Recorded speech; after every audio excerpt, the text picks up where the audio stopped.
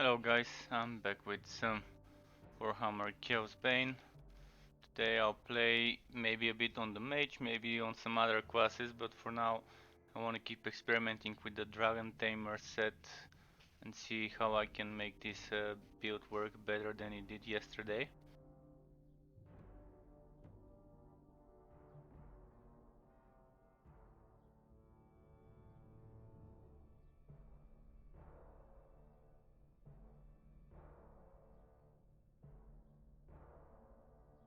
So let's see, let's start with some maps.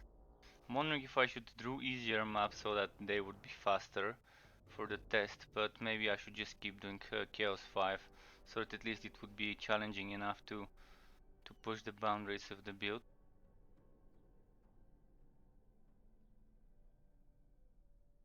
Also, Nate616 has followed me just a bit before I started my stream, so thank you for the follow, dude. Welcome to the Struck Club, much appreciated.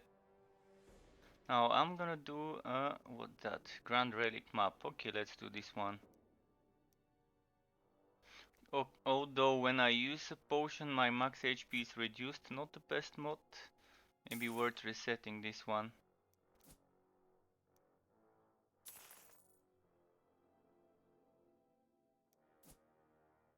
This seems a bit more to my liking.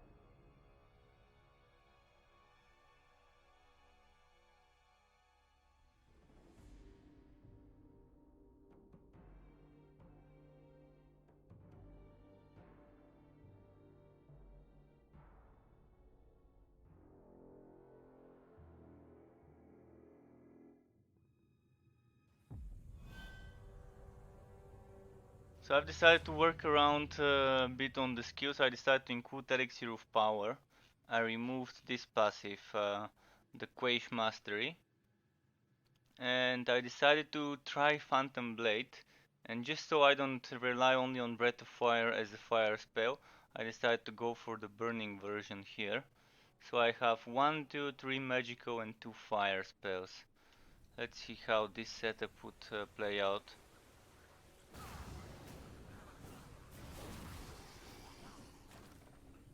Of course, this is moving faster than me.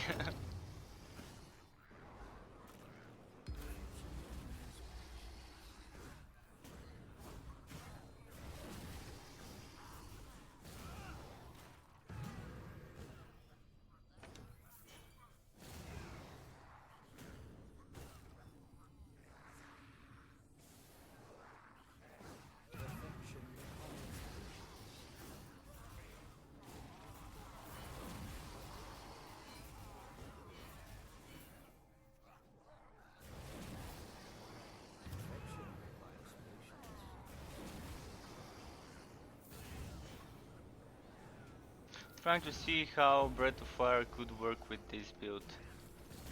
The first time I tried the build I was using Breath of Fire as well, but I was using a completely different setup for it, so now it's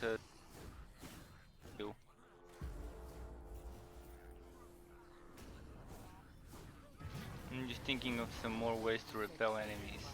I can repel with Step Between Worlds, I can repel with my Phantom Blade, and I can repel with my Blinding Light. So that's 3 different things that can repel enemies.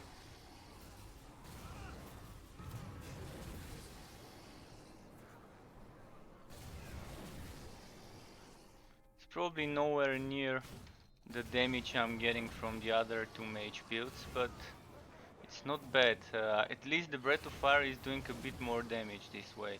And I'm not even using the passive for fire damage, so I can try and use this next. I'll start off with just Akshi Mastery instead of... actually I can just go all the way in with the crit chance instead of Arcane Secrets.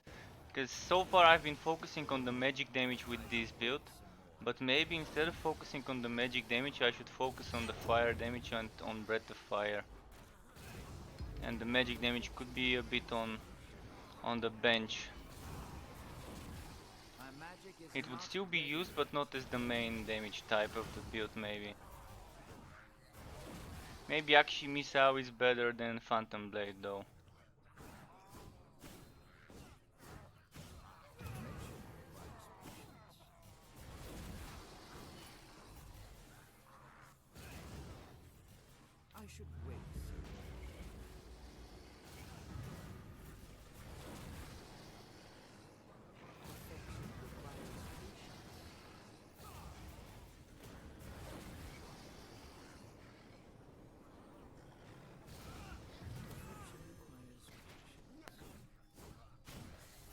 Breath of Fire to go.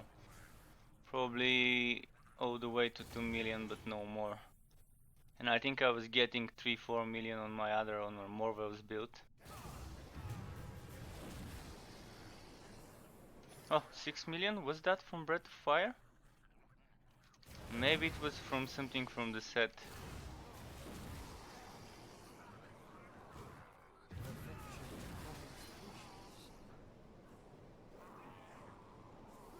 Just testing. I'm seeing some 7 million hits every now and then, 6 million. And I'm not sure whether that's from my set or from my weapon. Maybe it's from my weapon. I believe... What's the number here? 246. And on Breath of Fire it's 56. So yeah, that's what's doing the high damage. So the set bonus is what makes this build do more damage than the normal spells that I'm using.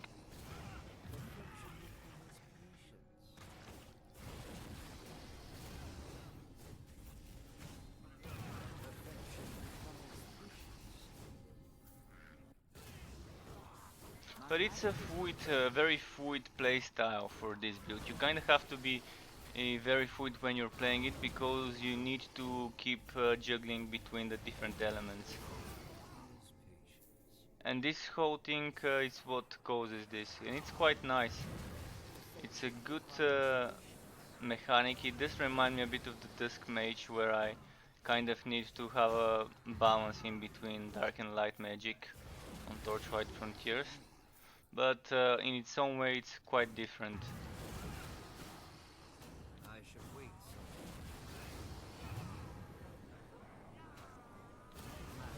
Not ready yet. Can I only have one of those? Wait, I didn't see that I can only have one. So the multiple orbs start from this, okay. That would make things much easier later if I decide to remove Arcane Mastery. I can probably get the upgraded version of this skill.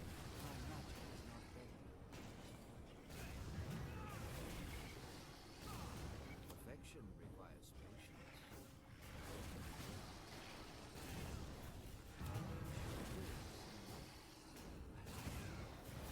Deserves such a sacrifice.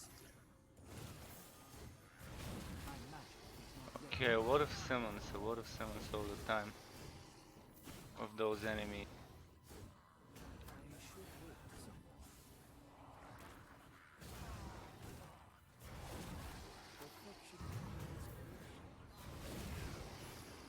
But it's a really nice playstyle. Liking it a lot. What this set can offer.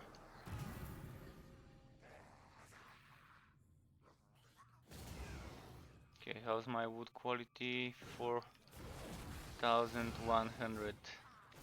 So in here, I'm kind of 130 less than what it should be. I should dare you. Abomination. Okay, let's be a bit careful with those tentacles that he's casting. Thank you for the follow, Night Donut, much appreciated, dude. Welcome to my Twitch channel and to the Scrub Club.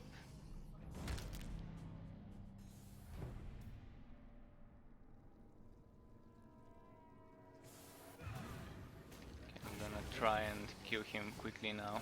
Tut. Hope you're enjoying the stream. I am kind of testing out this build. Thank you This for the is- follow and welcome to the Struck This is Club. the only build I haven't yet uploaded, the only item set for a class that I haven't uploaded a YouTube build video for. So I'm just kinda trying to make the best out of it while I'm playing it, just so tomorrow when I'm making the video I would have figured out all the possible situations, all the possible choices. Yeah, I was looking at your YouTube video. Nice, nice. Glad to hear this as well. Which particular video were you looking at? Which class are you playing? Just kind of interested in knowing what most people are playing. By the looks of it, some classes and some sets are more popular than others. Like the trap build on the archer, not many people are Soldier interested and the in that. blessing one. Oh, soldier, nice, nice. Requires patience. I think I'm using Sigmar's blessing in all different soldier builds, but differently. Like each of those three builds for the three sets focuses on something entirely different, but there are skills I never remove from my soldier builds, and those are the two god skills. And I try to keep that charging skill, break through the ranks. It's kind of very nice to move around, especially for speed runs. What I will try on this class now is I'll try some speed runs. So instead of Chaos 5, I want to go on Chaos 3 just to try and farm some greens maybe. And what did I want to I experiment have a with? I build want to with the rat remove set, this. don't remember the full name. No worries, the rat set build, yeah, I know this one.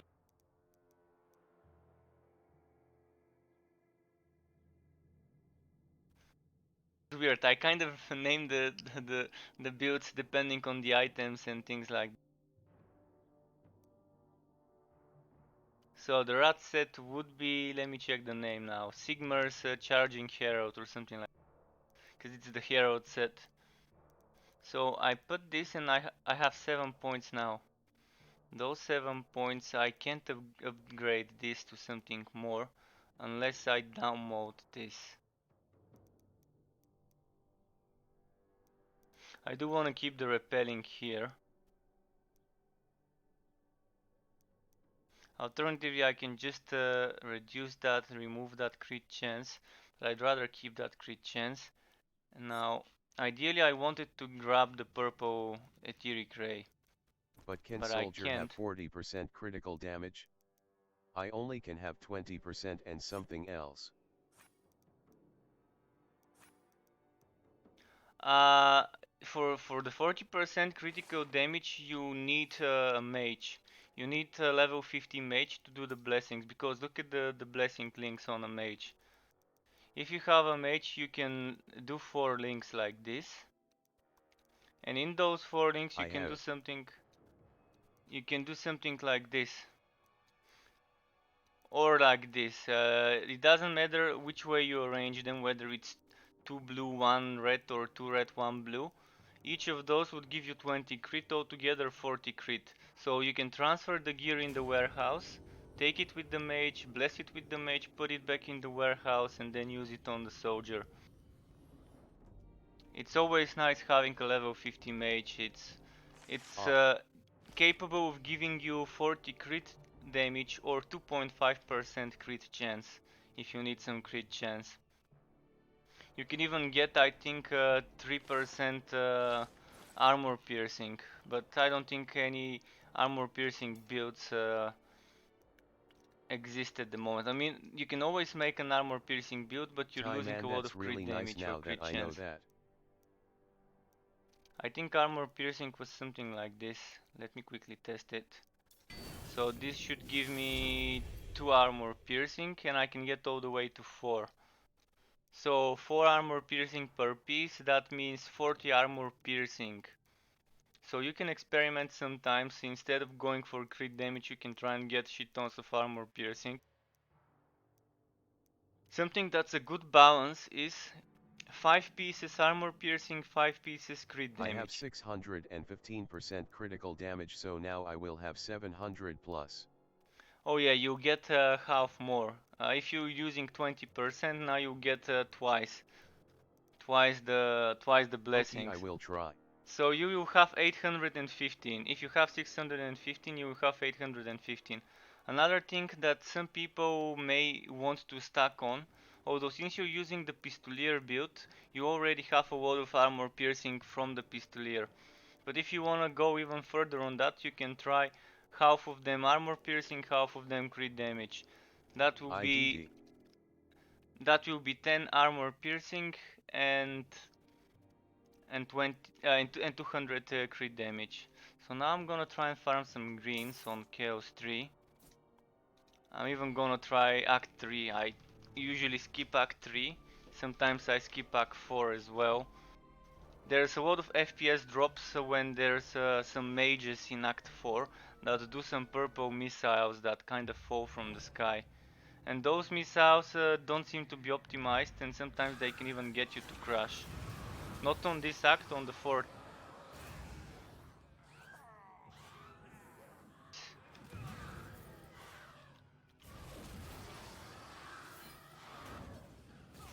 The best class for speed farming on the mage would be my Equilibrium Teleporter, the one with Belcoradri's build. With that one you can kind of speed run, speed farm, gear yourself up for the other builds. So it's probably the best one for farming compared to the other ones. Yeah, saw it, it's Not, really fun. maybe not as good in the damage department, but very fast for farming. So it really is a nice and fun build for sure. Especially finding out that I can get rid of the energy cost makes things kind of on another different level. And it was a accidental find for me that the energy cost can be removed. I was kind of streaming, playing around with builds like now, and I stumbled upon this synergy.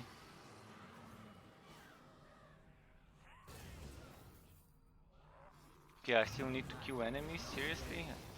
Thought I was done with them. Now I am though, now I am done.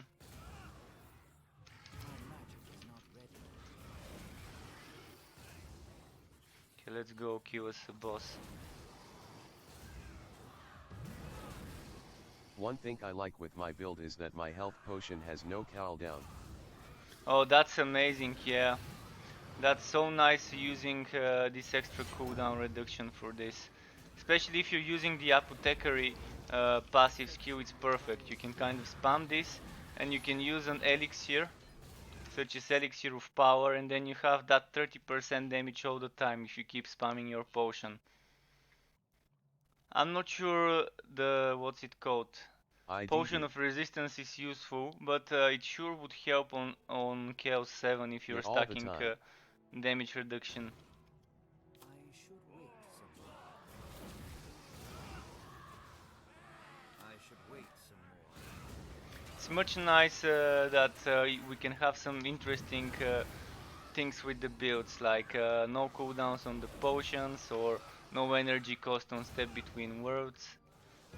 Especially when it's the heroic one where there's no cooldown.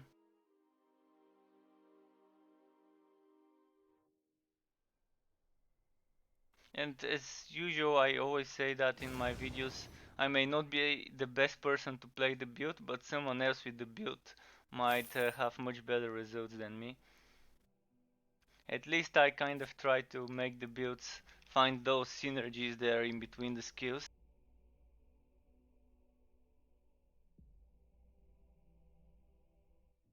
I'm liking this current setup, I might keep it for a few maps. I think it fits quite well with the build. Being able to use 3 of those was a must-have for me, so Potion that's and why I banner kind that of give you demoted other things. 30% lay DMG is nice. Oh yeah, Magic is not indeed. You can even experiment with that skill that makes an explosion. Explosion when you place the banner if I you can want stand to. on mobs at difficulty 7. Yeah, that for sure is nice. perfection requires IDD. The problem on Chaos 7 is the bosses have shit tons of HP. And it's so slow to do it on a build that doesn't have much damage. Some builds even with green gear kind of very slow to kill the boss. But the Yeah. monsters are quite easy. Yeah. The monsters you can do, most of those builds that I'm uploading can actually kill elites and mobs with green gear, even if it's not full green set, even if it's just the weapon and offhand, or just the weapon and gauntlets, or just the gauntlets and offhand. Between the weapon, offhand and gauntlets, if you have two pieces that are green, your damage would be okay to kind of kill enemies in Chaos 7. The problem would be the bosses though. It's not balanced well, and they kind of really need to work on that.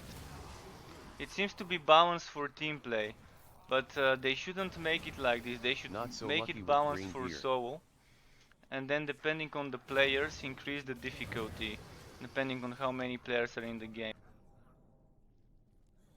Well, for the green gear, it's just best to optimize, Perfection find a very through some maps, and stack up some wood quality. Use this shit here. What's it called? Wiki Charm. perfection requires And just patience. do a few runs. If it doesn't drop, maybe do a invasion run, just one of the fastest ones. Usually when I do invasion runs in between my farming, I go for something like a champion wave. That's just a few enemies you have to kill and then it's gone. But yeah, sometimes I do relic hunt invasion, relic hunt invasion.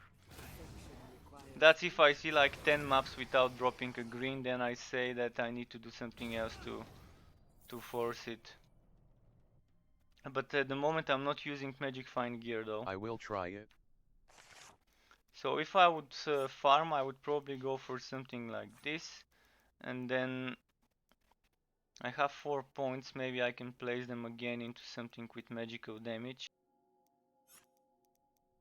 I can maybe actually upgrade this to fire. Yeah, let's upgrade this to fire.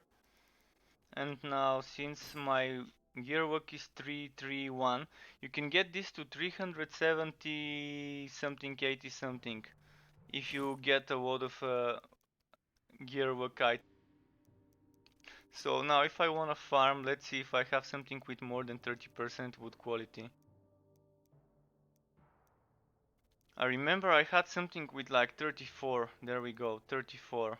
So now I'm gonna kind of ruin my skill, but I don't need this amulet anyways. I'm just using it for the damage and crit chance, but if I'm farming Chaos 3, I can sacrifice some damage.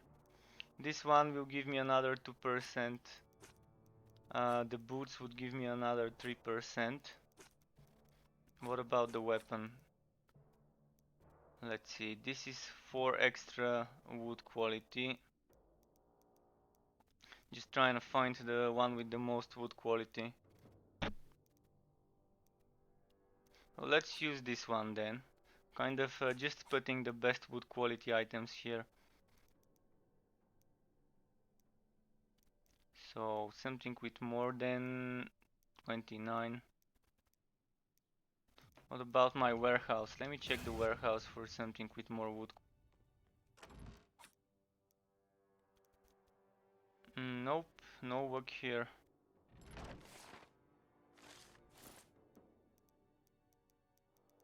And since I kind of did I ruin my set? Oh no, it's still 5 out of 5.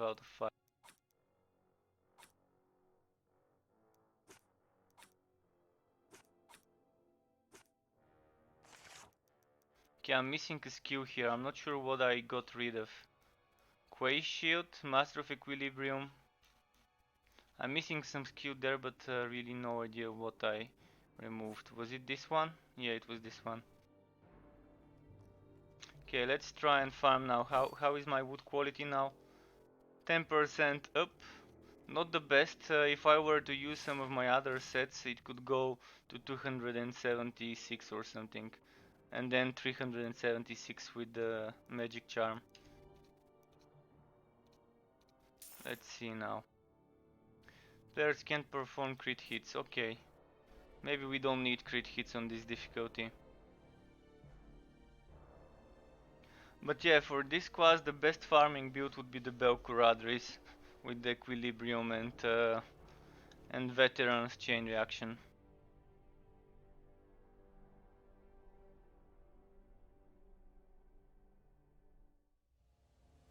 Strangely enough, on Chaos Okay. 7 I've been getting less drops than on the lower Chaos difficulties. Perfection.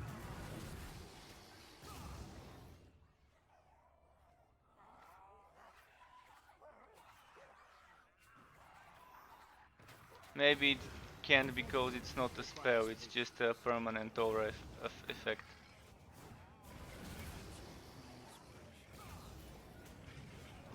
It's killing a few elites.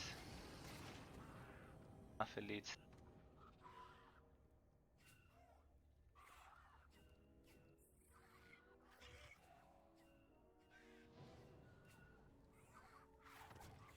Perfection requires patience.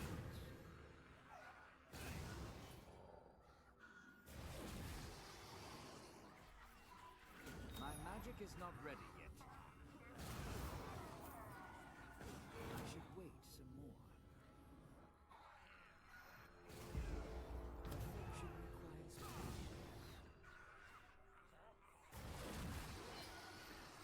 I should wait some more. Chest did we find?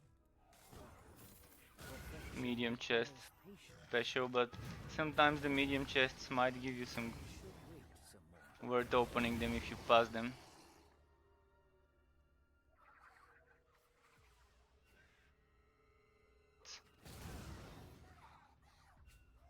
Kaplan still.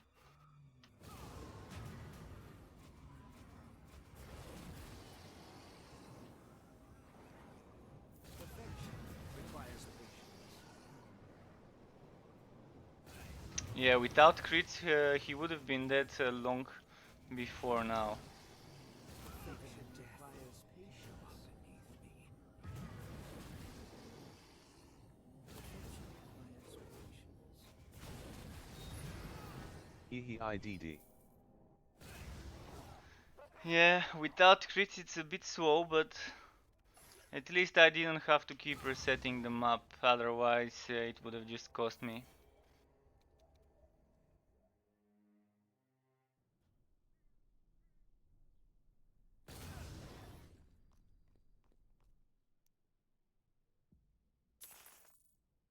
Corn, okay. This is not my favorite mod. Enemies have a chance to leave a pool of blood when they die. It's Time for very the chips OP. gone play and watch stream. No worries, dude. Have fun. Good luck with the greens. Hope you gear up quite fast. And this poison can tick on Chaos 5 for 60,000 damage per tick when the enemy dies and leaves a pool of blood. Not poison blood, my bad, but yeah, 60,000 damage per tick. Now, with this farming set, I'm not on Chaos 5, so I wanna see how much it can tick. I think 40,000? 8,000? You abomination. 8.9 thousand on Chaos 3, but on Chaos 5 I was seeing things like 40,000. And look at how low my HP is now since I'm wearing the farming set instead of the one with the better rolls, the one with the HP. What I wanna try later on my mage, not my mage but my scout. On the scout I wanna try a full HP build. I should wait some Do I have enough blessings? Maybe I do have enough blessings now. I wanna remove all the crit damage and try full HP build, just to check how much damage that would give me. On theory it should be worse, but I just wanna check it for myself. I can probably try it on the summoner build, because at least there most of my damage doesn't come from me, but from the pets themselves. So having that HP there would be a good experiment. Wrong way, I...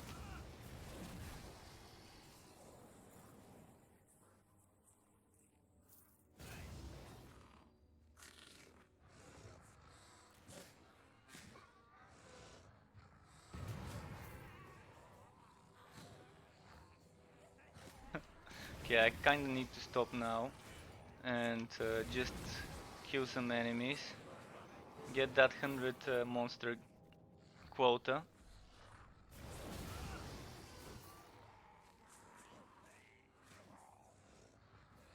This would be a good place to stop as well. Okay, now we're done, we can focus the boss. Affection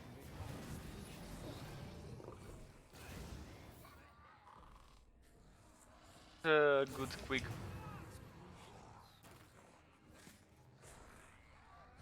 Rather take a grand relic hunt on a lower difficulty than a lesser relic hunt on a higher difficulty, because eventually it evens out.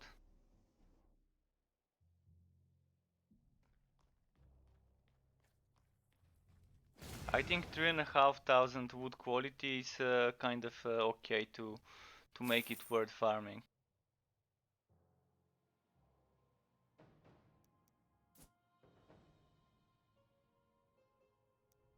So farm a bit more on the mage, then I can go and try this HP build on the scout.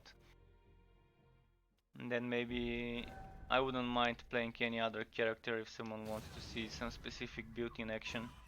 my magic is not ready. At least now I can keep resetting my builds without any penalties, which is quite nice. Look at that FPS drop. Exactly when I met those purple missiles, those guys here. This is the ones that cause those unoptimized projectiles. It seems like they probably used too heavy textures on those projectiles, or I'm not sure exactly what it is. Sometimes you see those coming from the sky, and when you see that, the FPS drops are evident.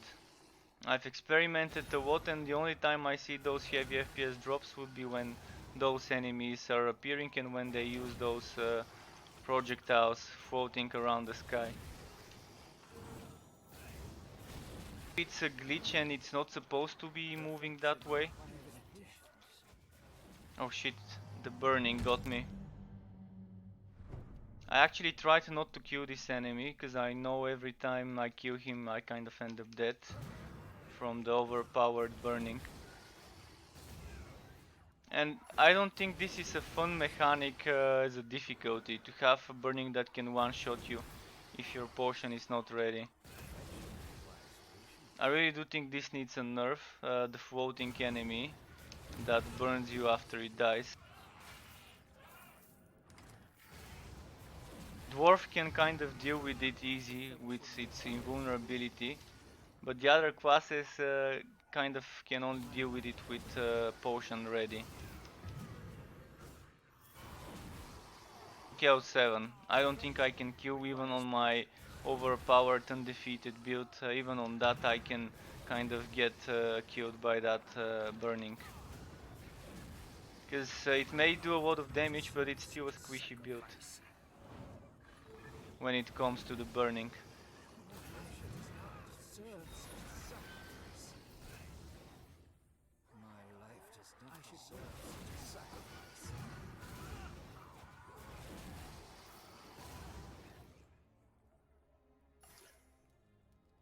Okay, let's see anything good. The more of those chests you open, the better it is per hour.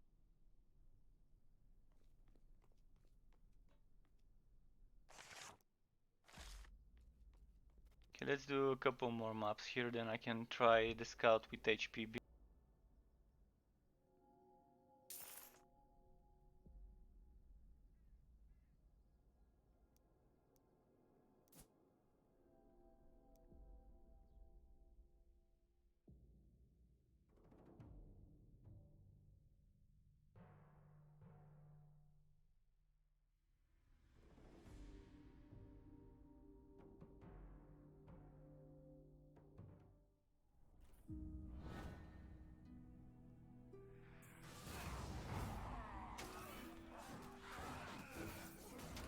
My magic is not ready yet.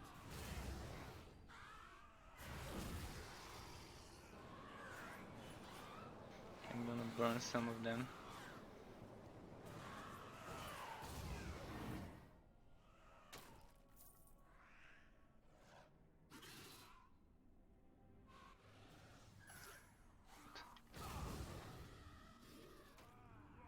looks, yeah, it is a different map layout, it's not the one.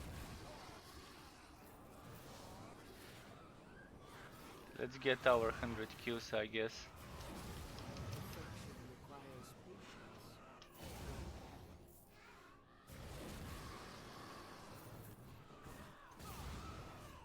Thankfully, this is enemies, the demonic portals regularly appear, which is quite nice. This means we won't run out of enemies and have to backtrack. Sometimes I would end up on this act killing the final boss and then having to backtrack and kill some enemies to get that extra few kills to be able to open the relic chest. Passion waits some more.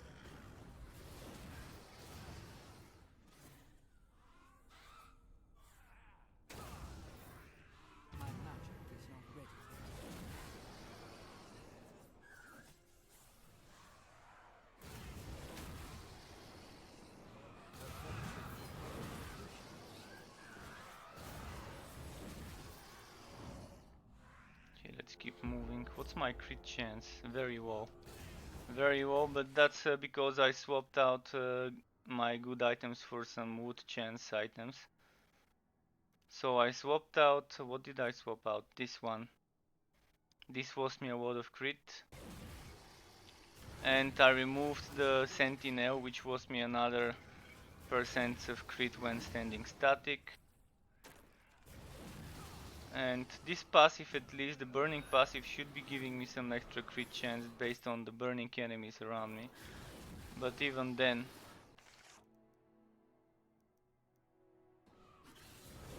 it's not showing up down on my buff bar, so maybe it's a glitch and it's not working. Because there's constantly some enemies burning around me, but I kind of don't see it showing up here. I'll check it out in a moment when I gather a new group of enemies. Now there's no one burning around me. 34.5. Earlier it was at 36, so it does work in a way. Just not working as... it's kind of not transparent, it's not showing. Okay, 39.5. Now that's what I like to see.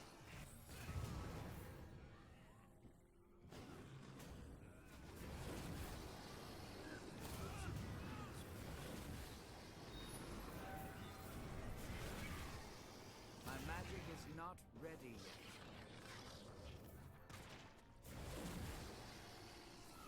Okay, let's go open the relic chest. One more map and then I'll go on the scout. Just to check how a full HP build would work on a summoner. Perfection requires patience.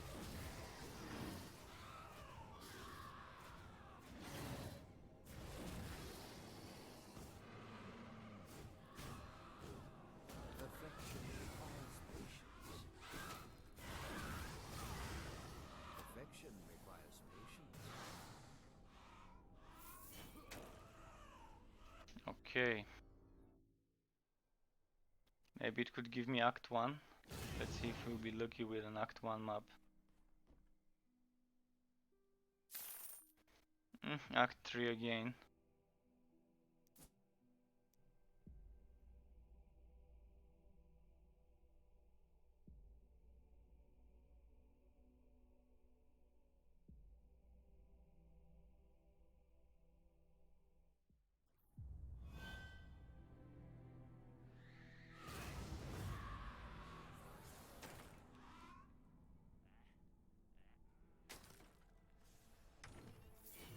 I should wait.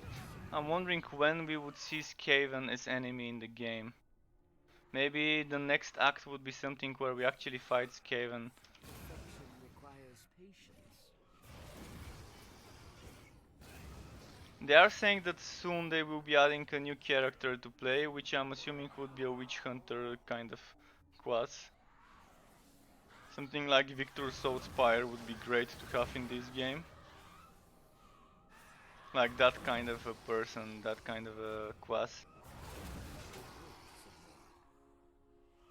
That has both pistol skills and maybe close range skills. Maybe something like that wouldn't be bad. Perfection requires patience. Especially if they think of a class where you gain more damage on the range skills after using a melee skill. It's kind of like you're playing a dragon tamer, mixing magic with fire, but there you could probably mix ranged and close combat. That would be a very nice thing to have. Some proper armor piercing build with rapiers and pistols. So they did say they're adding a new class, they did say they're adding a new act, and I'm assuming this will be some big update. Oh nice, green. This is Act 3. Not Act 3 but Chaos 3. It is Act 3 as well, but it was Chaos 3. Let's see those boots.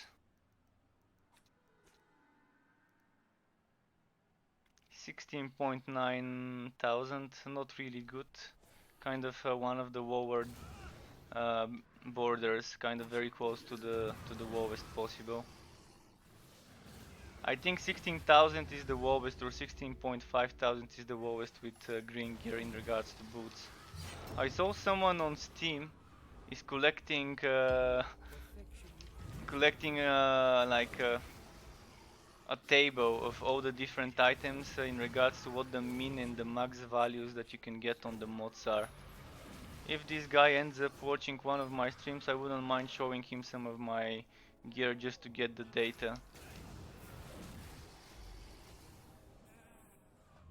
But he can just kind of, if he ends up watching this recording of this stream, dude, just watch some of my build videos. I'm showing all the gear I have there. There's so much data you can find there. But I don't mind going through all my gear in the warehouse and all the characters, just to show this guy kind of some data to go on with in regards to min and max drops. I think the HP on most things like armor and stuff can go all the way to 19,000. Or maybe that was on the weapons. I know one of the things can go all the way to like 19,000.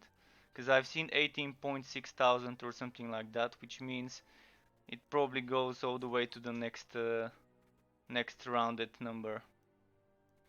Maybe it's not on those are 17 point something. Probably on my other sets, but in any case I've seen high numbers in the 18,000s. This is 17. I'm gonna check it in a moment in my warehouse probably.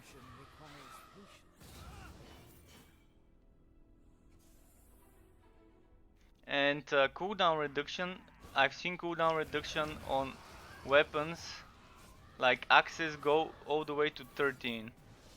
But on things like this one, it goes to 16 even. I haven't seen 17, but on offhands on classes that are not the dwarf, I've seen it go to 16. So maybe 16 is the limit on non-dwarf classes that actually have a offhand and weapon that are different types.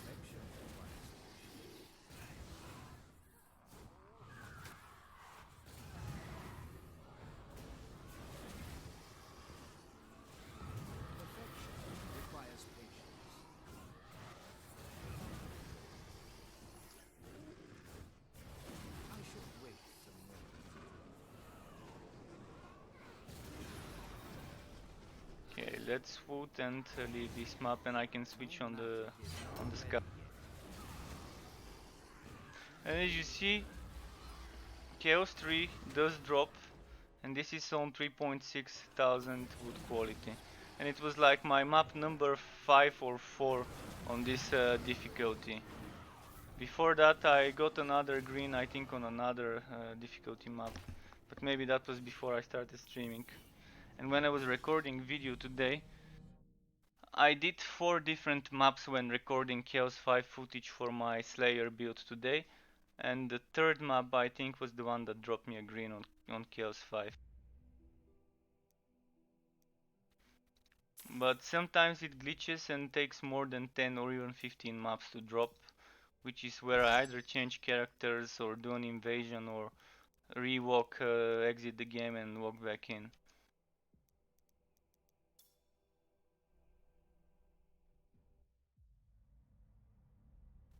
Unless it crashes. Sometimes I've seen that it coincides, it's a coincidence, but each time the game takes more than 15 runs to get a green. Eventually at one point when I'm loading back into my town, it crashes.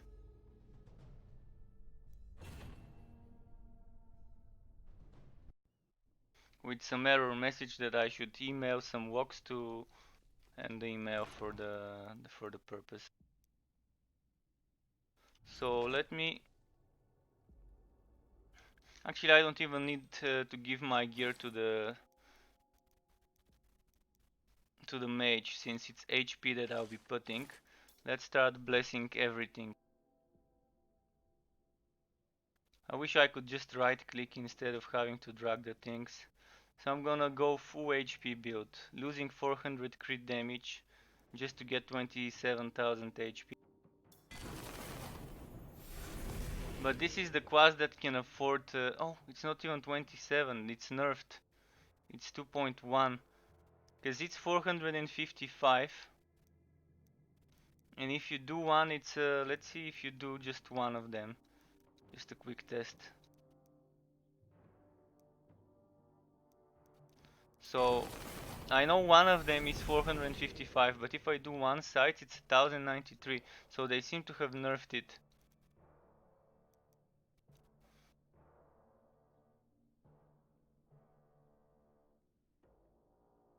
What was on my image? On my image it says 455 for a single unlinked. The crit chance here is 0.65, and then when you have 2 instead of 1.2 you get a 1.3 crit chance. Kind of. Oh, that's the old image, never mind this. It still shows 20 crit damage, it should be 40 crit damage here. Yeah, that's not the updated image. I probably need to open it later, but for now I'll just keep this. Let me quickly check. It says 1365 and they nerfed it to 1093. I'll kind of update this image tomorrow. I'll have some time to go and fix it. So I'll only get like 20,000 HP, which probably won't give me much damage, but still I want to test it.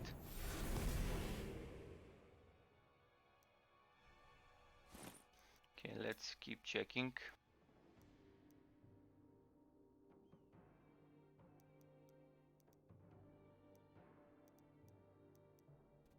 Let's watch 462. It will probably go to 410. Oh, just drop with 1,000. So 10 items with 20,000 drop. That's gonna be 200,000 attack drop altogether, maybe.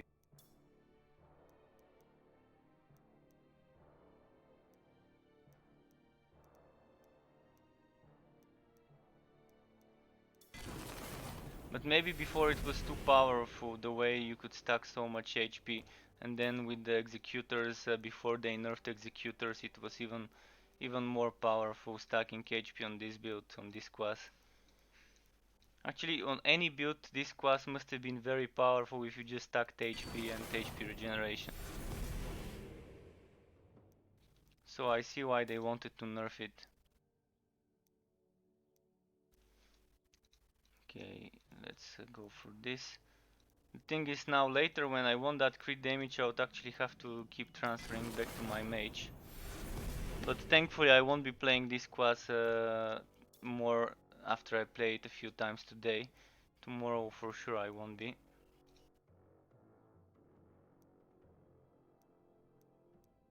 Oh no, let's save my blue ones. Let's keep using the green ones for now. I'll need those blue ones for crit damage sometime. I can exchange yellow ones for green if I need green later.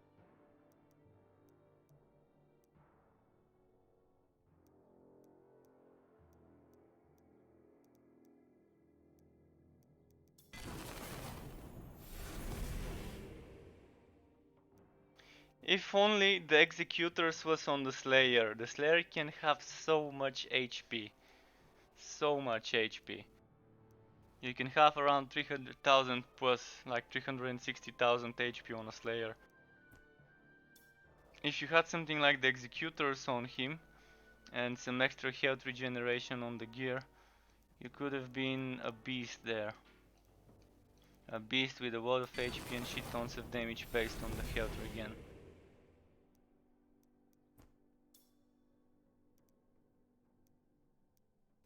Now, I think it's just 2 things left.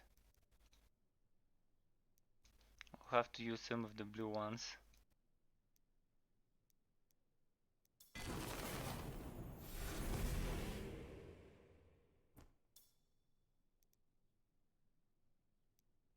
So as I suspected, kind of losing 200,000 attack on paper.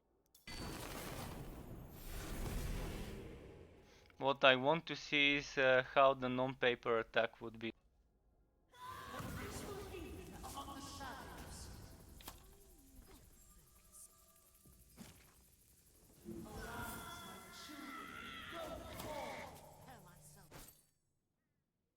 Okay, I need 1 more stack of this.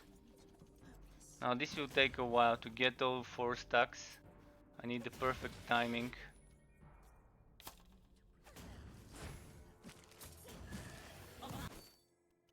$941.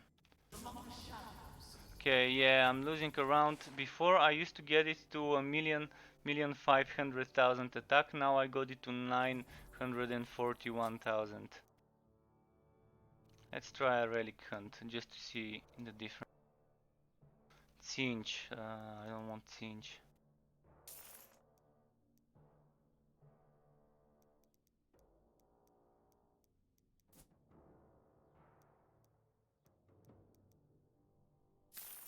Look at this bug. Since I had a map activated on my other character, I can't reset it.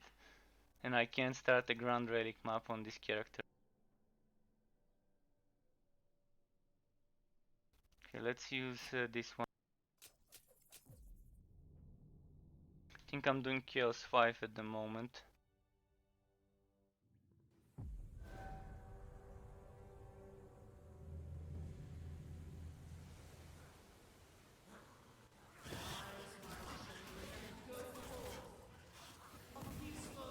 If this doesn't affect the damage of my summons, then it won't be a bad option to sometimes try.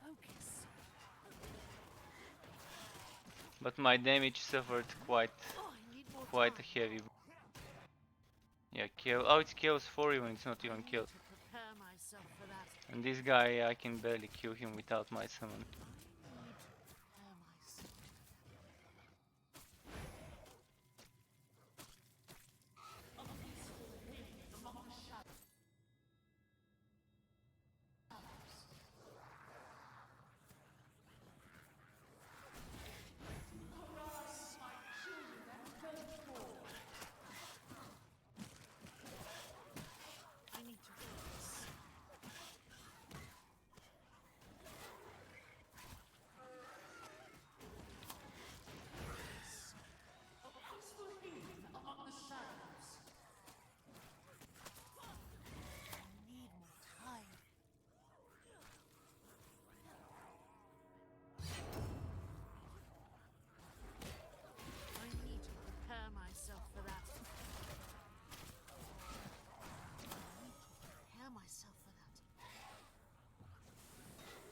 Yeah, the damage is tragic when you go OHP. Now at least I know OHP is not worth it. And even if you stack HP on the god skills like me from here and here, it's still not worth it. It still doesn't come anywhere near as you might want it to be. So even if I go for how many? 2%, 4%. So I can get 6%, not worth it investing so much just for 6%. Here I can get 4% for 3 points.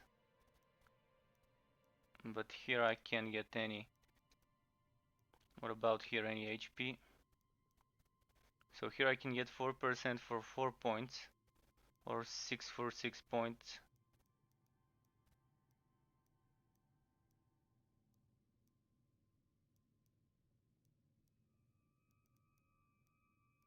I might try and experiment to get extra HP, but that would mean losing even more damage. I'm still interested though, if I'm doing Chaos 7 and I just stack up shit tons of HP, how it will go, but currently on Chaos 7 the problem is the damage. That's what the problem seems to be, so HP won't help me much. Even if I go full HP, my damage wouldn't go up much even with Executor.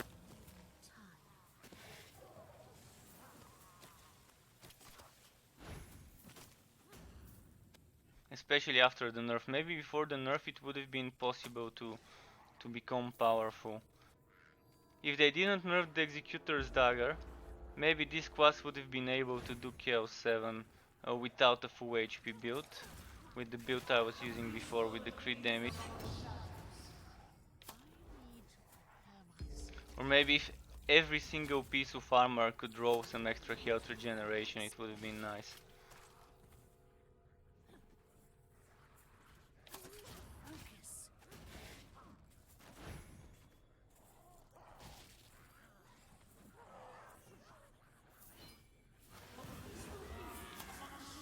Is there a healer here? Seems like there is one, but I can't see it.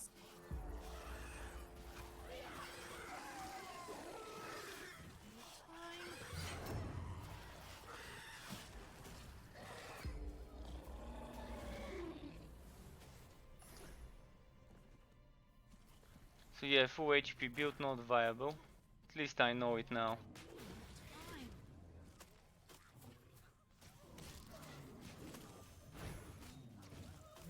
Look at this. It would take me forever if I didn't have my summons with me. But even at the moment there aren't many summons that are up. Oh, one hunter was active here. Oh shit, I lost my stacks. I had 60 something stacks, I should have had like for the max damage.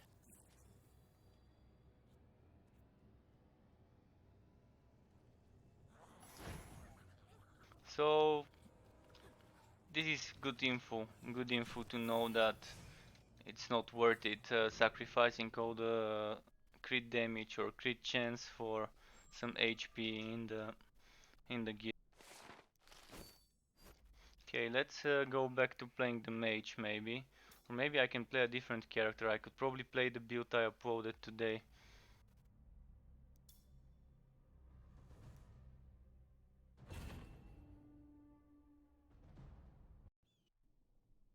It is a fun build for sure. Not as good as the Grimnir build, and nowhere near as good as the Undefeated, but it's still fun to play it.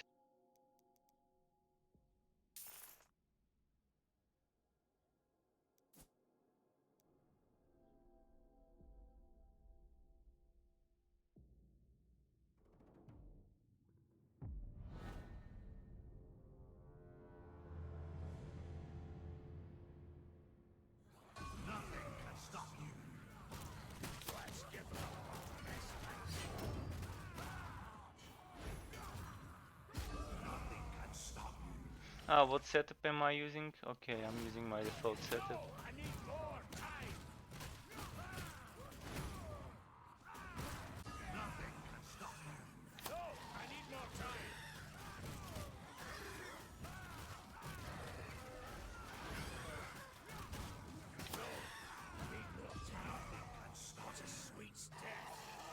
Wow, all that poison.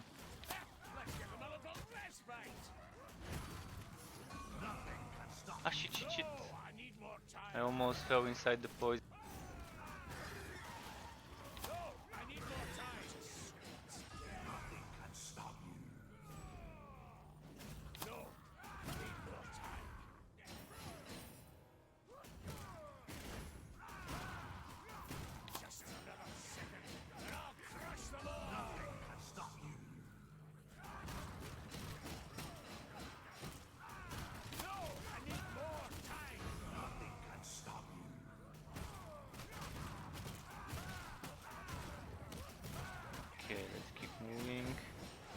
gonna check for a chest here.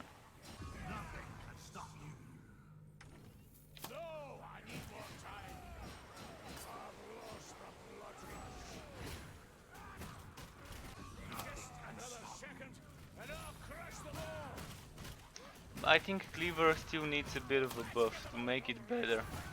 Make it wipe steal more health, make it deal more damage. And this build might turn into a better tier.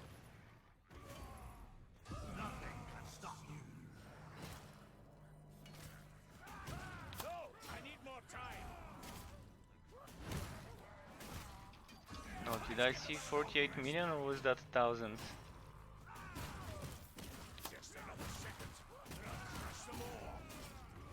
Wow, this guy tanked so many hits while the others kept getting hit. Maybe he had some sort of invulnerability. I think those guys do some sort of drinking animation where they buff themselves with some sort of potion or whatever.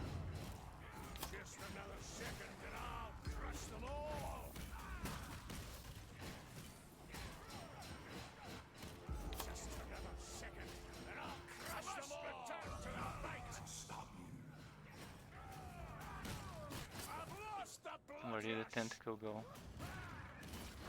Seemed like he was doing the tentacle attack, but maybe he wasn't.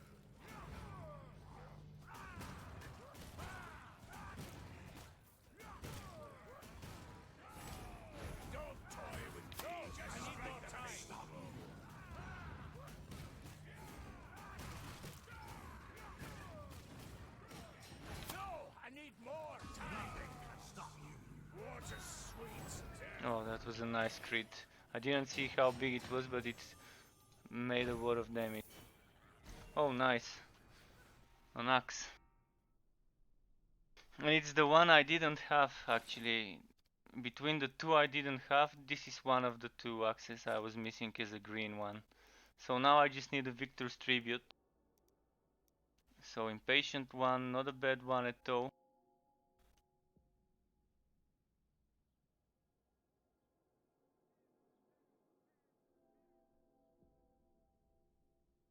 I'll play around with it on some of my other builds later.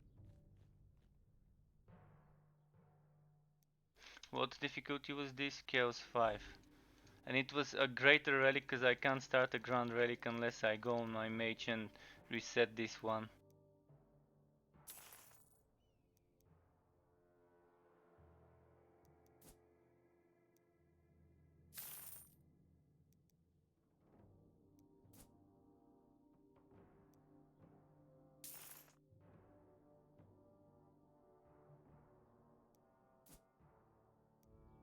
Okay, let's kill some of the children of the court.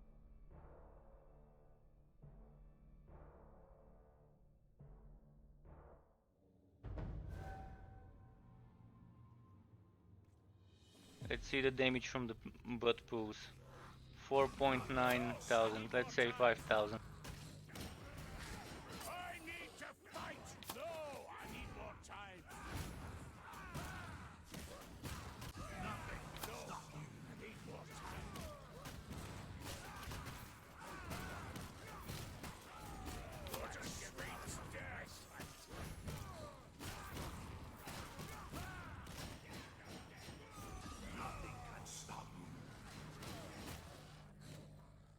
Come on, I can't open the chest because of those enemies.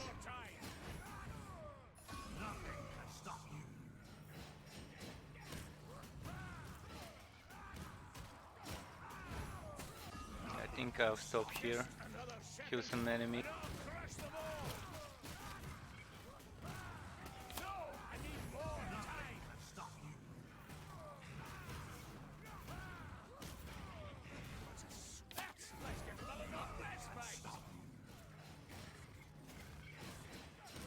Oh, almost died.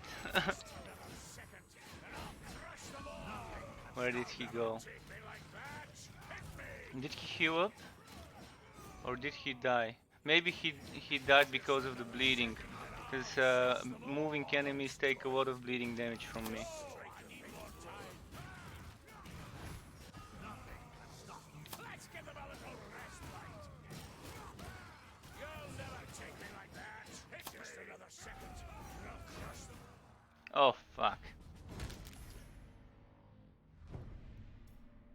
This was kinda close though.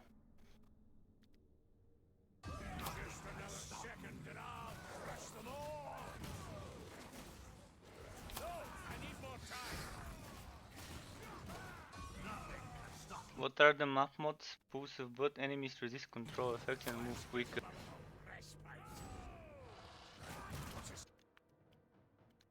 And oh, this heals when there's only okay, no wonder I haven't been healing myself. Maybe I need to demote it to heal based on rage levels instead of based on bleeding enemies around me. That way at least I know every time I use it, it will still heal some. Because my rage levels are usually quite high all the time. Okay, let me go back and change the skill.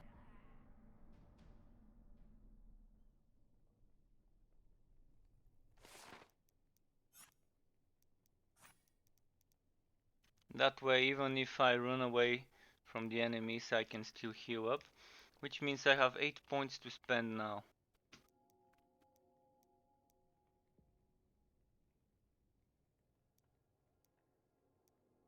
I don't think I need the extra stunning.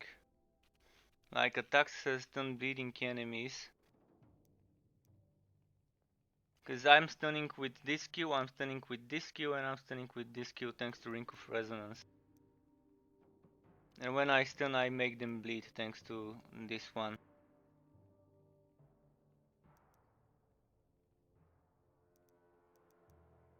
Maybe I can upgrade my Avenging Charge to start burning the enemies. It will be great for me.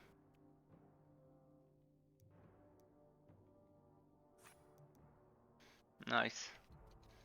Now I should be better.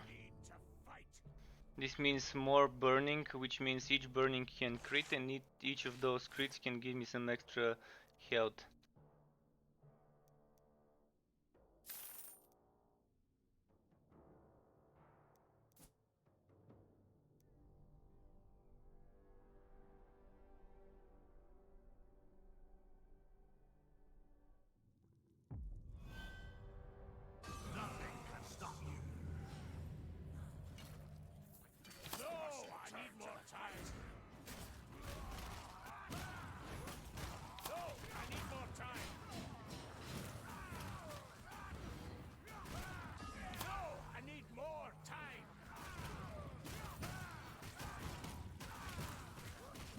Well, this guy, he was invulnerable for a while. I need to fight. Oh, big guy, come on, big guy. Nothing can stop you. No, I need more time.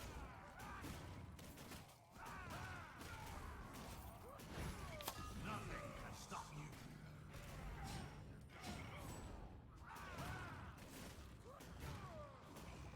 Let's give them a little respite. Nothing can stop you.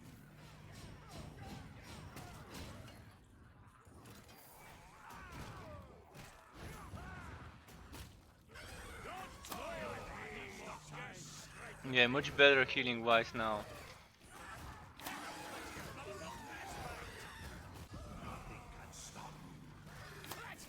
Okay, I'll probably add a comment to my video for this build that if you prefer to have a safe bet that this will heal every time, it's better to just downgrade it to the superior version. The other one can heal you more when you're fighting and have a lot of enemies bleeding around you. And all of the time you would have enemies bleeding around you if you have enemies around you. But if you run away from the combat like I did earlier and try to heal up when there's no one around you, then you won't get healed at all. So there's kind of a choice there people can make to get some extra. And with the rage healing, it's still healing a lot. Earlier I just now healed almost fully with this skill when I was just about to die.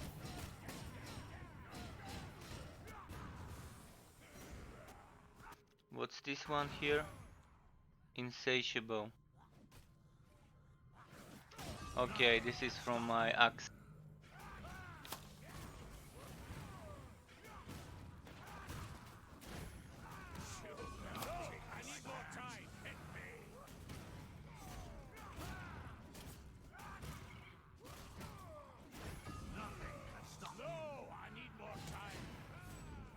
Oh, there's a healer, no wonder it took so long to kill though. Sometimes by the time I see that there's a healer, it's kinda too late. The enemy's like almost dead and I just need to do a few more hits.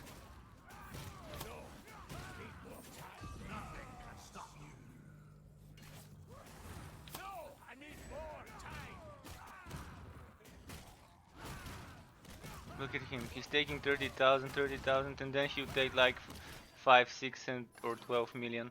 So there's some sort of skill that this guy does, which gives him some damage reduction.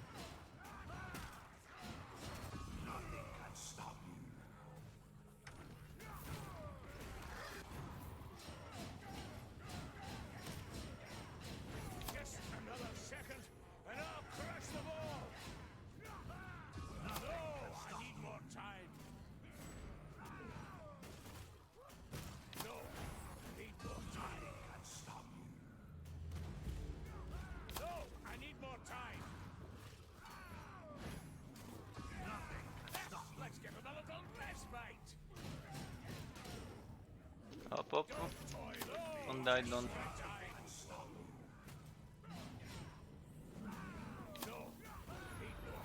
There we go. Let's check the little chests as well. Let's give them a little respite. Nothing can stop you. Oh, empty here. Let's give them a little respite.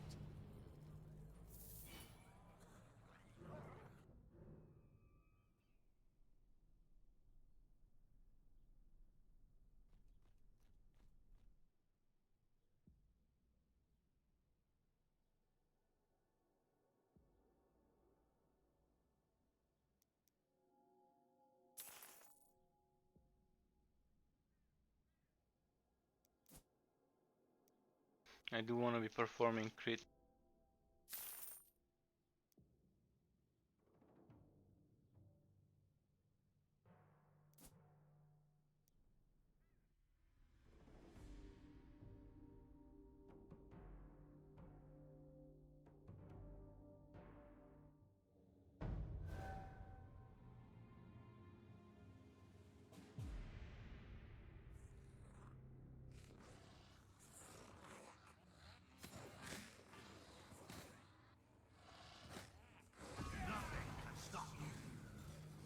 I think I took the wrong. Sweet I dwarf did love it. want to check for the chest. Hello, Mr. Ratbottom. Nice to have you in my stream, in my Twitch channel. I'm glad you're enjoying the dwarf. He's fun. He's quite a fun character. And he has some decent builds. He has 2 decent builds and 1 overpowered build. But even the overpowered build, when you compare it to the Chaos 7 monsters, it's not that much overpowered. It doesn't need much of a nerf. It's more like Chaos 7 needs a nerf, and then the undefeated build needs a bit of a nerf as well, just to match the Chaos 7 nerf. The other builds could be buffed, but maybe that's too much work. So instead of them trying to buff all other builds, it would be better to just nerf Chaos 7. Much easier balancing 2 things like the Chaos 7 and the undefeated build, instead of balancing all other 11 builds.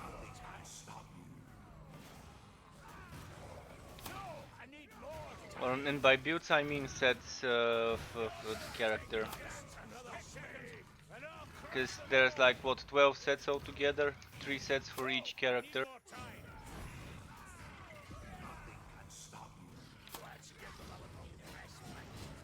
But the dwarf is quite nice, and I can't see myself getting rid of those 4 skills. In any dwarf build, those are my must-have go-to skills.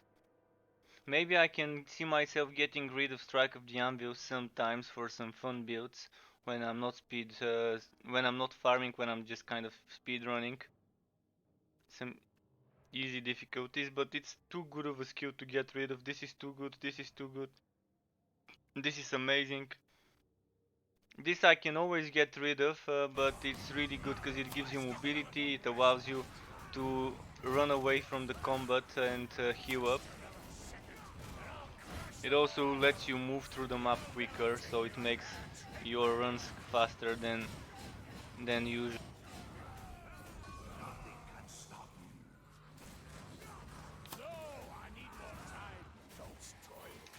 Oh fuck, I was trying to escape, but I think I was stunned.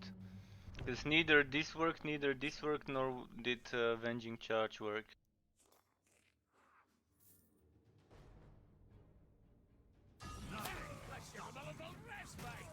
I still have no idea which enemies can stun me. Or if it's not the stun, what is it that prevents me from using skills? It's not the silence for sure. Oh, this one got almost one shot.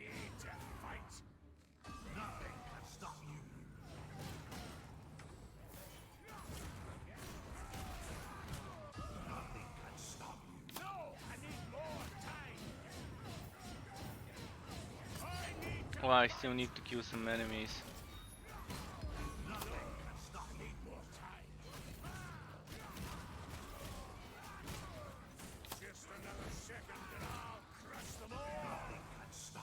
Oh, okay, I'm ready to kill the boss now. Oh fuck, it's the difficult boss. And he's using the AoE now. Thankfully this guy's AoE is not that wide, so I don't need to run too far from him when he's using like the other few ones that have a similar skill. The blue one has the biggest, the widest AoE I think, from all of those with glowing thingies on the back.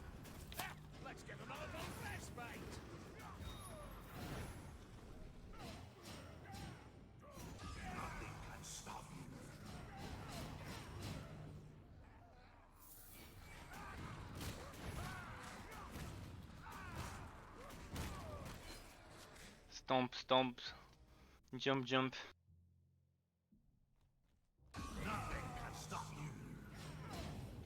There's something satisfying seeing a dwarf jumping and doing leap attack.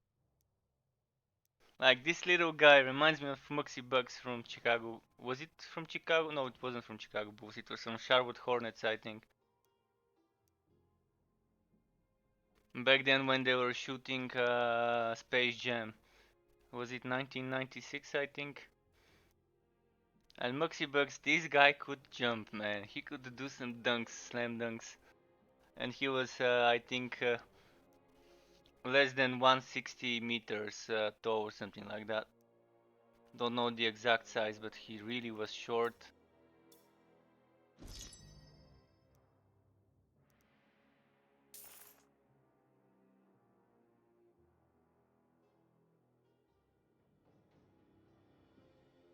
This may not be too bad to do.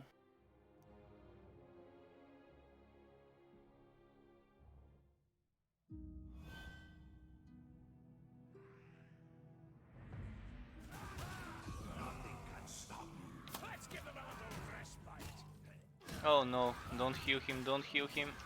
I think he got healed. Okay, at least the healer died quickly.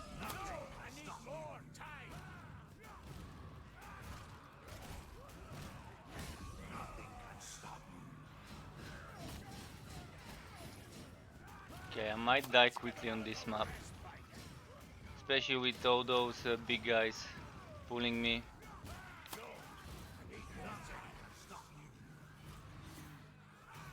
Oh, now this guy's also pulling me.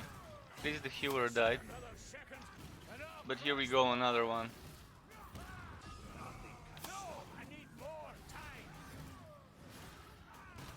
Wow, he doesn't want to die.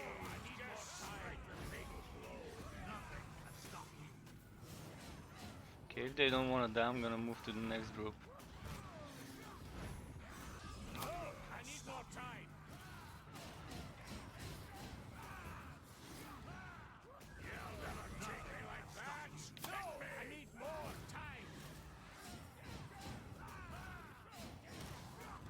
This is what I hate about this map. Those healers are kind of so terrible to deal with. Unless you're overpowered and can just two-shot them, they're kind of taking too long to kill with those healers. No, I need more time. Damn, this guy one-shot me. If I didn't have to kill enemies and I could just skip to the Keeper of the Relics, this is what I would have been doing. I wouldn't have been wasting my time killing some trash mobs that won't drop me anything worth wearing. Must return to the fight. Okay, let's just leave the zone and start a new map. It's not worth wasting time here.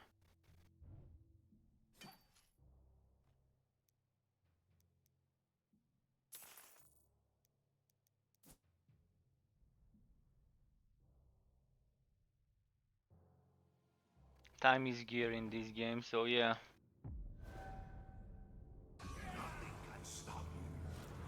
They should make something in the invasion, like if you complete invasion 50% you get an item, if you complete it 100% you get a green item.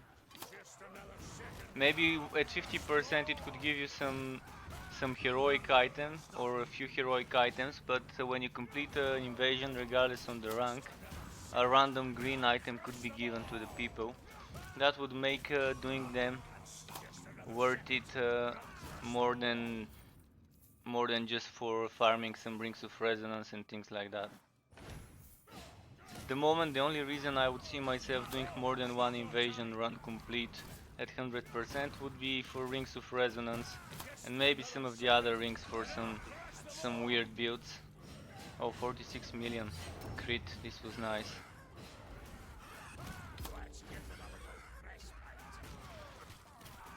On a Waft Song build, 46 million seems like a very high crit.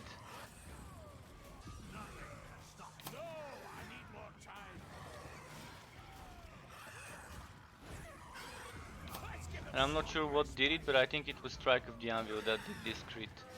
It sure wasn't Cleaver. Let's see, is this more damage or this? On paper this does more damage. Even more than the secondary damage of Code to Oath.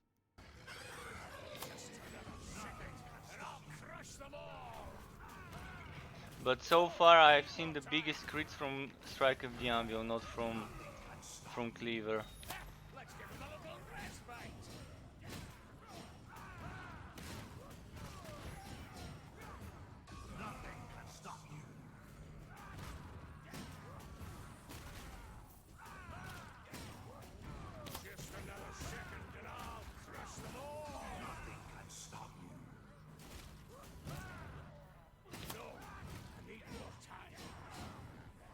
But I'm happy that I could actually figure out a build for Cleaver that works for me with this heroic version. I was trying to play Cleaver on other sets.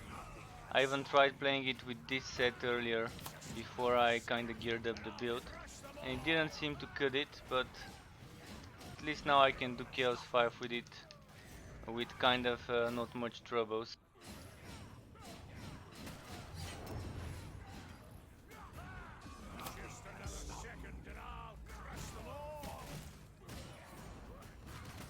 Oh, nice, nice. Keep them coming, keep them coming. The more enemies around me, the better my crits.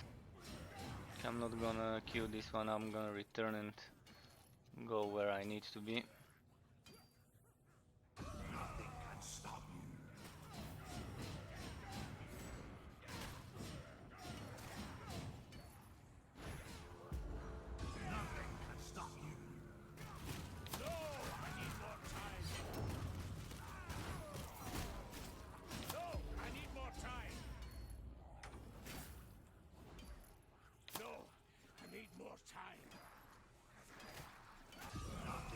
Okay, nice.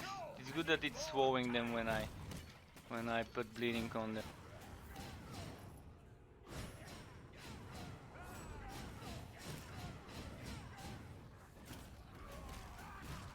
Where's the tentacle? I saw him casting it, but I didn't see where it would appear. Sometimes it's quite dangerous not knowing where it will go.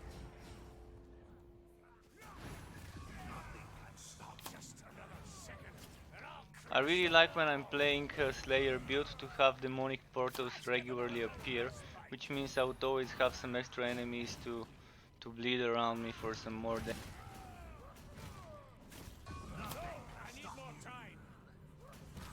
And the same goes for when I'm using my soldier and I'm using Magnus's gift.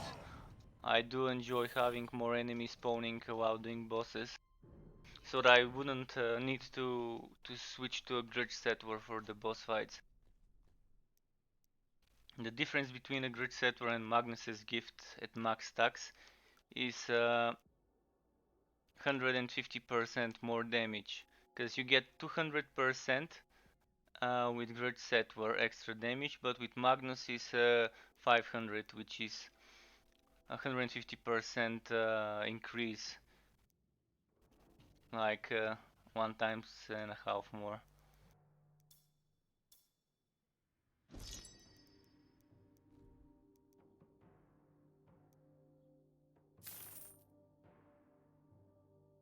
No, not this act. Maybe I can play a bit on the soldier in a bit, because I haven't today at all. This seems to be okay. They have a chance to dodge. There's those annoying tornadoes. I want to see if I can jump over the tornadoes with my hook and jump this combo. Like jumping and then in the middle of a jump using the hook. Okay, I'll try it when I find one in the middle of a bridge.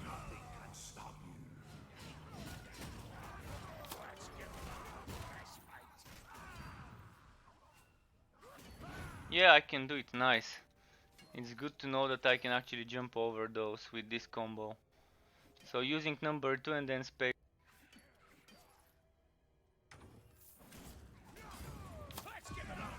It takes a while to get used to it though.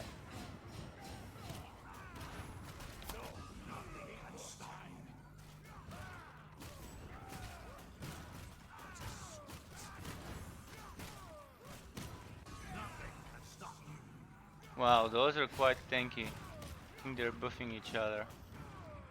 Let's pull them a bit further from there.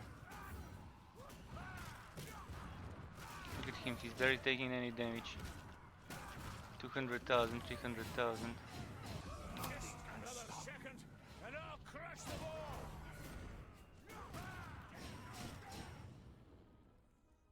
Let's give them a little respite. Nothing can stop you.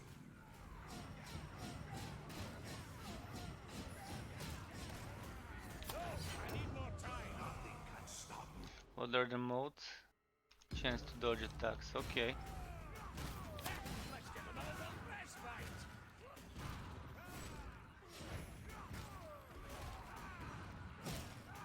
Oh, he's vulnerable now, nice.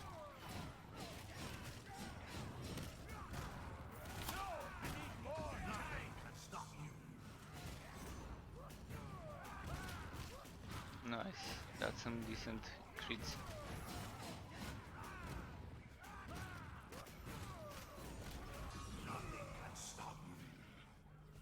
Oh, that almost one-shot me.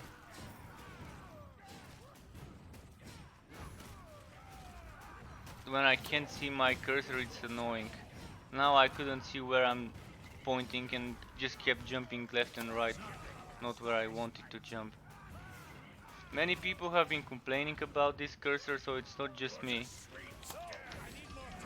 Seeing some other people have the same issue, and the other people are actually using better resolutions than me. So I can only imagine how worse it is for them compared to how bad it is for me with the cursor. It's just a different color maybe might be nice, some color that you don't see in the game, in the tile sets often. Like very bright green or some options to just pick a different color yourself would be nice. And just increasing it to double the size if you want. It's good to have cursor options in games like this. where there's shit tons of effects going on all the time when there's big fights.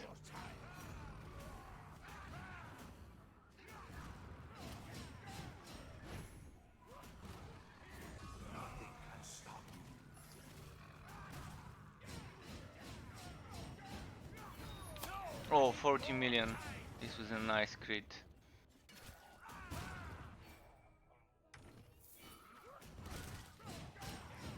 Must return to the fight. Nothing can stop you. I'm wondering when the next hotfix would be. Was expecting some news today about a hotfix or an update or whatever. Maybe they don't do Mondays for that. So maybe tomorrow we might see some things fixed. Or hotfixed or whatever. At least they have been on the point for the past few weeks, releasing patches, hotfixes, etc. If they keep it up, maybe more people would decide to give the game a try after all the bad press it received on the launch.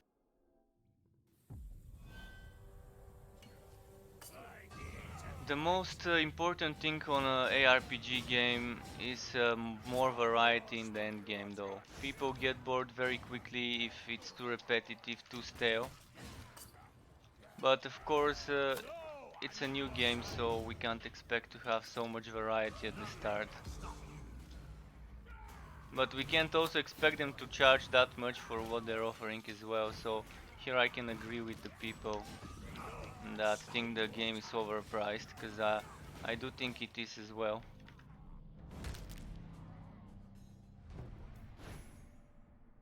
I'm not sure whether a tentacle killed me. I tried to avoid it, but I think it was like some sort of those tentacles this big guy cast.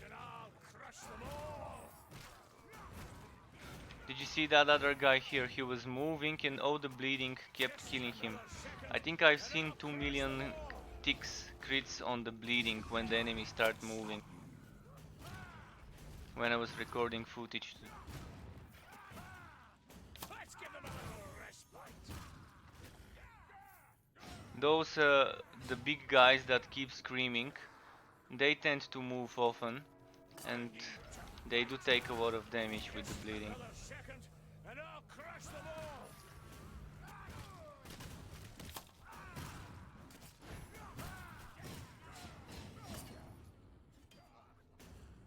Nothing can stop you.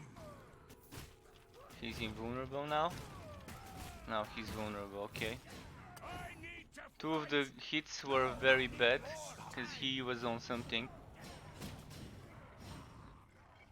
On some steroids. No, I need more time. Okay, nice. No wonder there's so many poison here. With so much steroids that those hooded guys are using. I need to fight. Those guys. Just another second, and I'll crush them all. Just another second, and I'll crush them all. Nothing can stop you. There's the screamers. Let's give them a little rest. Should we test out the damage to moving targets, the bleeding to moving targets? I want to see it move and take damage. It's not bleeding anymore. Let's try this.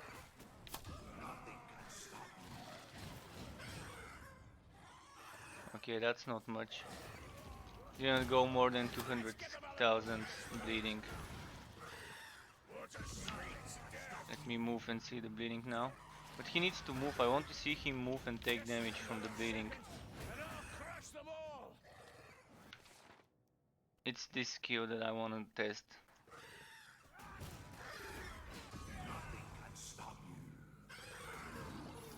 Okay, I'll have to find a different target, someone that is a bit more mobile. Just another second, and I'll crush them all. Okay, it doesn't seem to be as high as I've seen it before.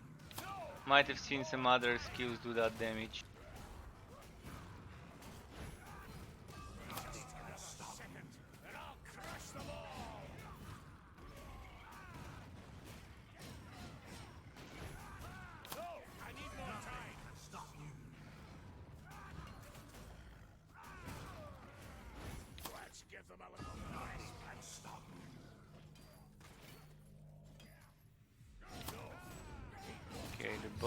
be around the corner. No, I need more time. Nothing can stop you.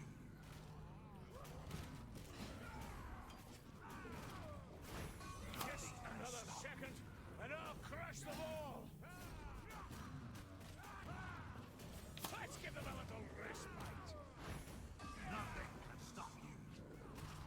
Okay, that was a nice fight. Pretty nice fight. Wondering what I could change up. I don't want to lose this, I don't want to lose any of those. This does seem to give me pretty decent damage boost when I stack up my rage. Another second, and I'll crush them all. No, I need more time. Stop you. No, I need more. And I do have Spite Smite. I could try to implement this instead of Eternal Grudge somehow. Maybe the more basic one. The one that's like how many points? This one. This one is 6 points. And that will be just 20% damage. Would that 20% damage be better than this? Another option I've suggested when I was uploading my video today is Unwavering. But I suggested it as an option when you don't use those. Unwavering together, like Unwavering Mastered with Relentless Carnage Superior. One of them gives you some extra energy gain, and the other extra more damage when you are at max energy. And what was the Relentless Charge Superior? When I use this, I would get more damage for all the other skills. It's not bad. Might try and play around with it now.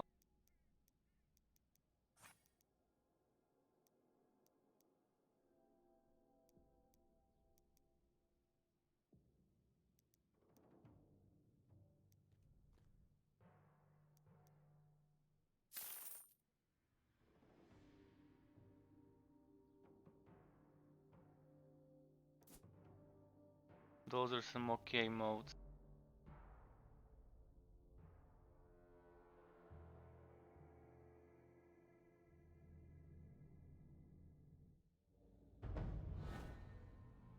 Nothing can stop you. Let's give them a little respite. Nothing can stop second, and I'll crush them all. Just another second, and I'll crush them all. Nothing can stop you. The way I play the build, I do keep using this Q, so it will keep boosting my others.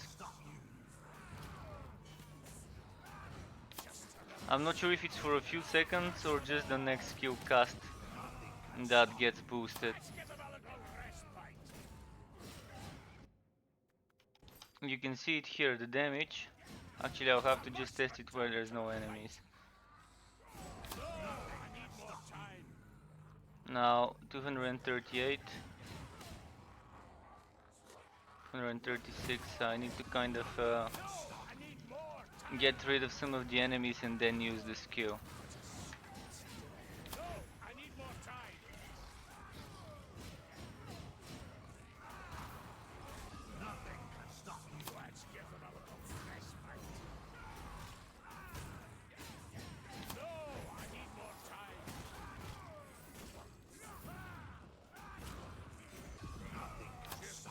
Okay, let's get rid of the rage now and make sure there's no enemies. I need more time.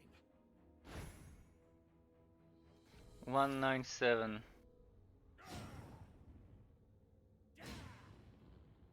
Still 197. Maybe it doesn't show up in there, this damage.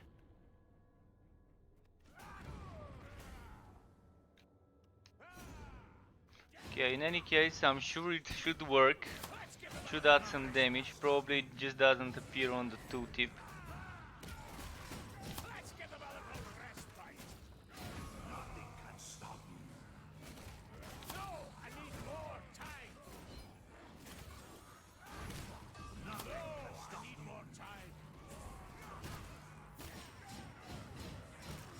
Starting to see more reds today on this map.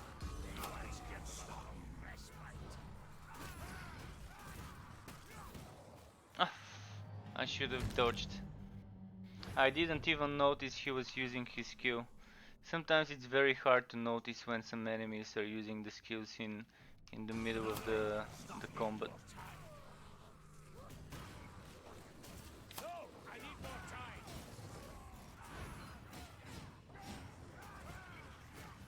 Oh fuck, he was using it again.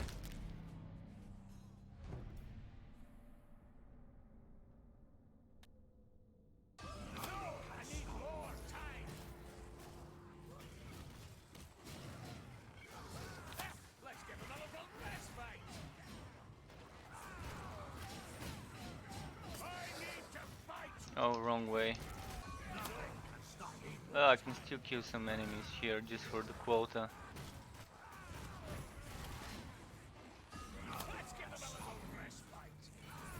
And let's move.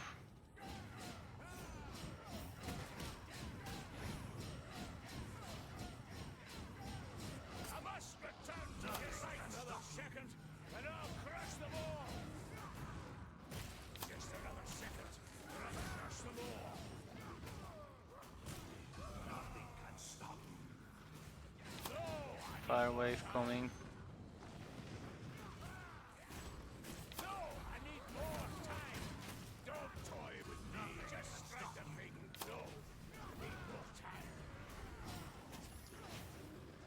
Oh shit, shit, shit.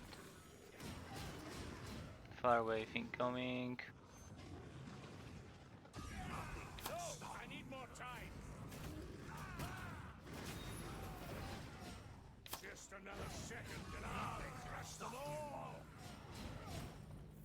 Okay, chest, please be good to me, chest. Nope, not this time.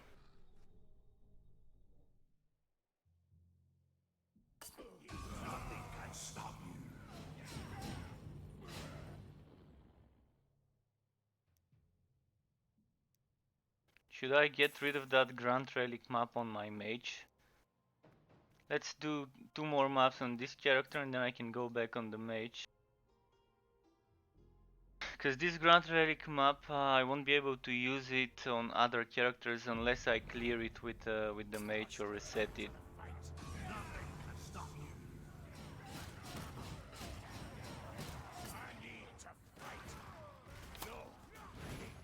Oh, what? I didn't even see him putting his hand down to cast the tentacle.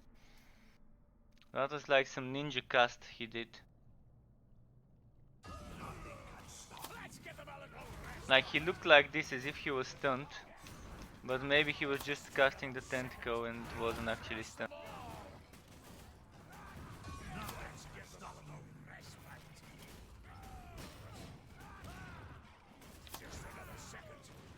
Now he's casting.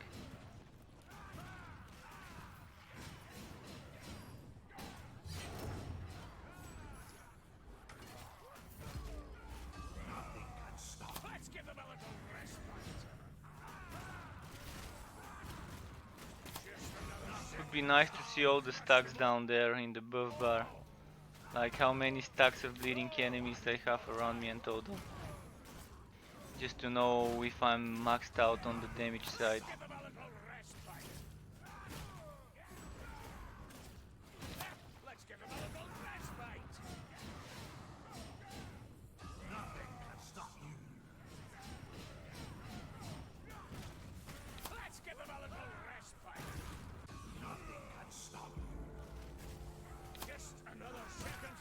Ah, he's running away.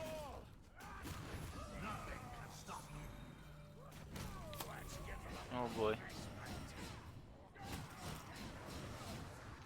Sometimes it takes a while, sometimes it doesn't to kill them. Sometimes I can one-shot them. Wow, this guy took 16 million then got healed. So his health didn't even go down. Unless the 16 million was on another enemy. But it appeared right above his head. So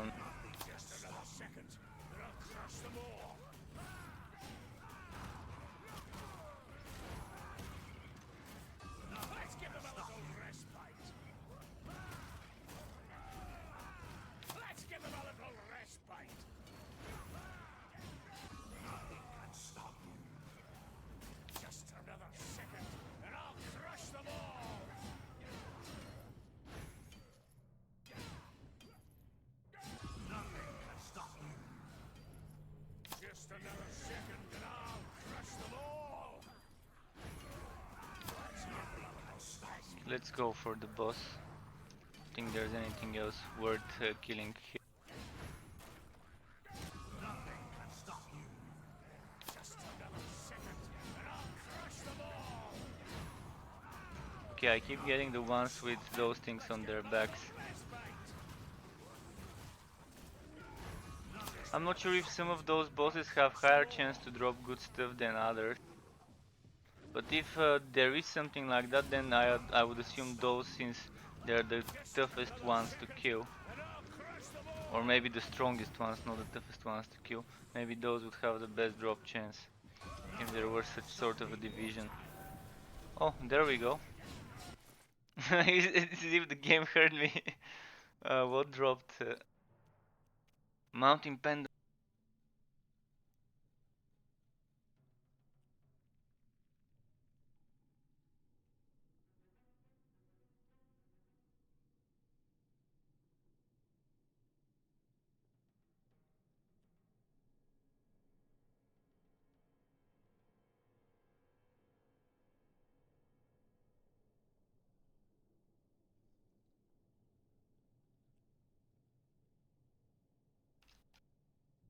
Well, next time.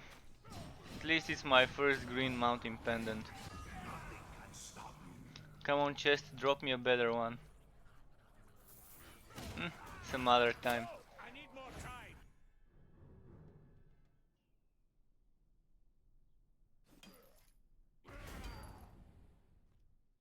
Okay, one more map and then I'm gonna go back on the mage too. So I can unlock this, cause I can't use it now.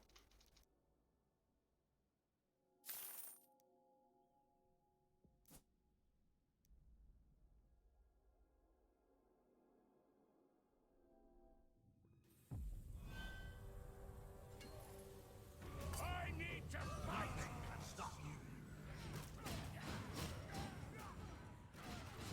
No, I need more time!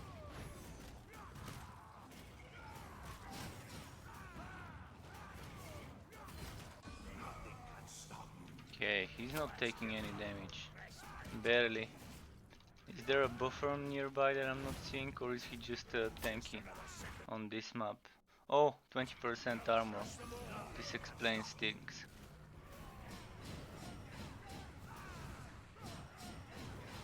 I should use cleaver more often, because it can dish out some very nice numbers. Almost died there. Oh, fuck. This was close. Are they exploding? Or is someone... Oh, there's those other elites that keep casting those poison clouds. Those ones. Just another second and I'll crush them all! Nothing can stop you! Just another second and I'll crush them all! No, I need more time!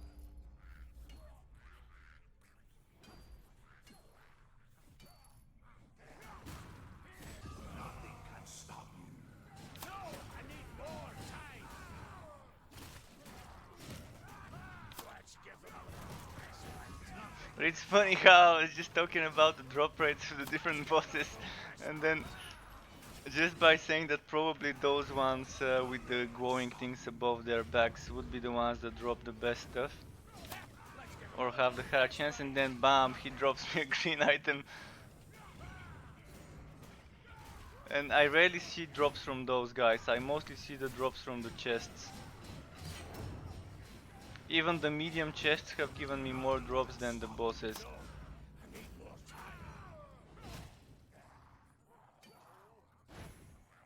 Nothing can stop you!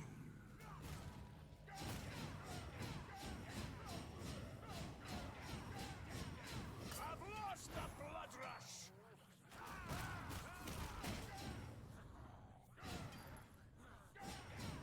Must return. Nothing can stop you!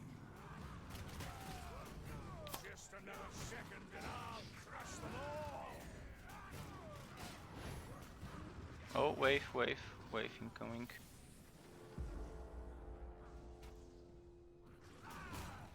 wave sometimes is very tricky. It might seem like it's over, then you rush into the boss and then it actually hits you with its last few seconds of wipe time. Let's give them a little respite. Actually, let's check for some chests. Small chest. No, I need more time. Nothing can stop you.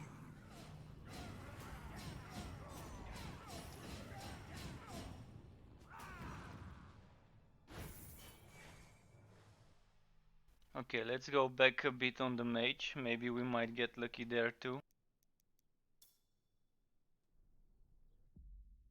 I did get quite a few drops today since I started streaming, actually. And where was it? This one.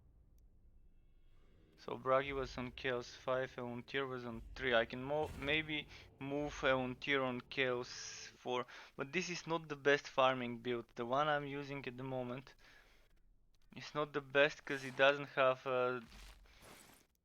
much wood quality with the proper items. Now I've kind of switched things around. I'm using this only for the wood quality and this only for the wood quality and this only for the wood quality. So ideally I would be using my normal gear.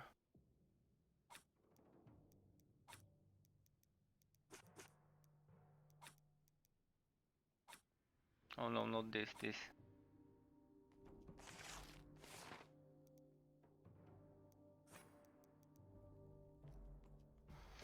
And now it's very low. It should be like 40% higher if you're farming.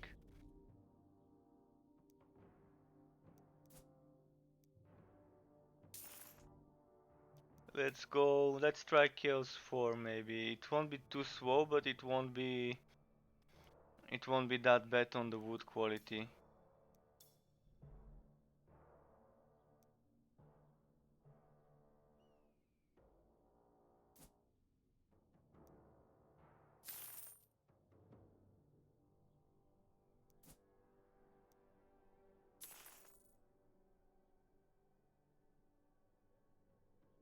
Okay, I guess I'll just go for this.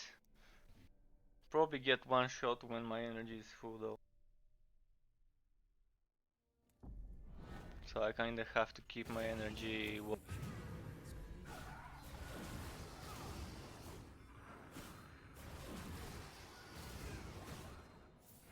My magic is not ready.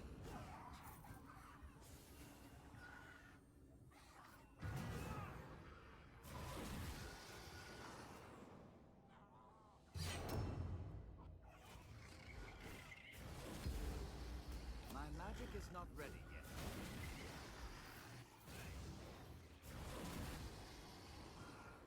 Oh, don't kill this guy, don't kill this guy. I don't want him to die. Because then I'll die. Maybe if I'm too far away from him, even if he dies, it won't burn me.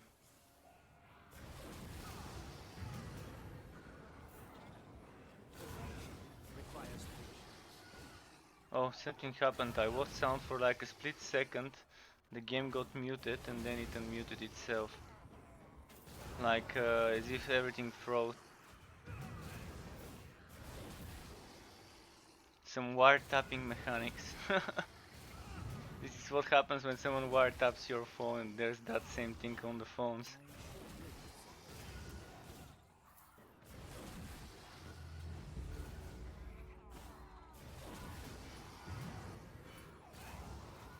Perfection requires patience.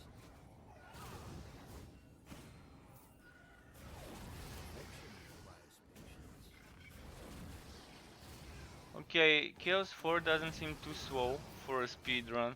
Of course it's not as fast as a Chaos 3, but this is not kind of the speedrun build. The Okuradris would be the speedrun build anyways. For this quest. Oh fuck. Okay, I should wait till you this was pretty close.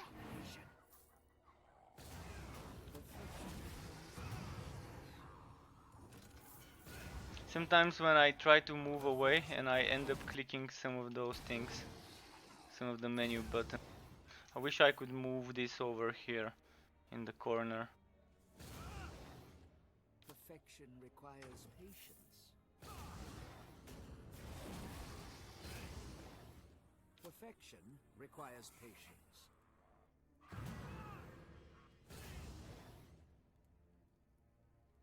My magic is not dead yet. Oh, nice, Phoenix Amulet. Okay, let's see what it is.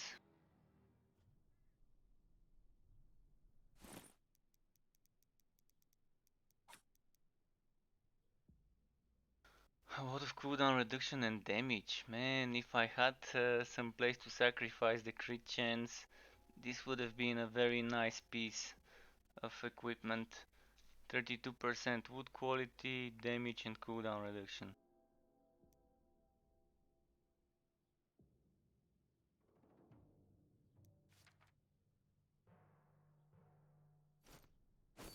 How's my crit chance if I equip this? Also, what's the bonus? That's the one with the potion cooldown. Oh, this is a perfect one for using the, what's it called? The elixir of power.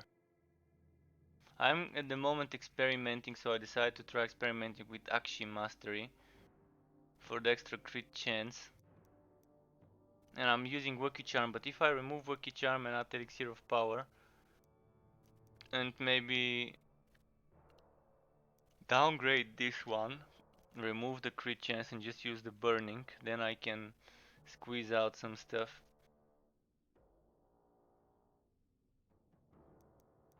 Okay, I'll try this amulet later. My crit chance is pretty low at the moment though. If I move it will be 35.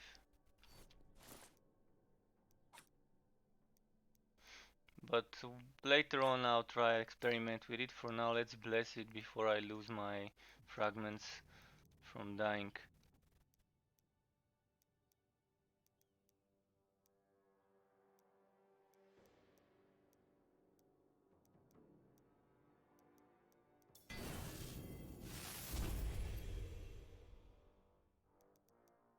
Oh, I forgot to switch out my chest, please, for the better one. Now I need to re-equip the passive. But yeah, I think maybe fire damage oriented version of this set is better than a magic damage oriented. But with the magic damage oriented you can achieve higher numbers in regards to the bonuses because of Arcane Secrets. Arcane Secrets is 40% extra magical damage. With the burning you can only get 20% extra magical damage. And you can get extra magical, I mean with the burning you can get fire damage, but with this you can get all the way to 60% extra magical damage. 40 from here, 20 from here, and where was the other one? And 200% from this one.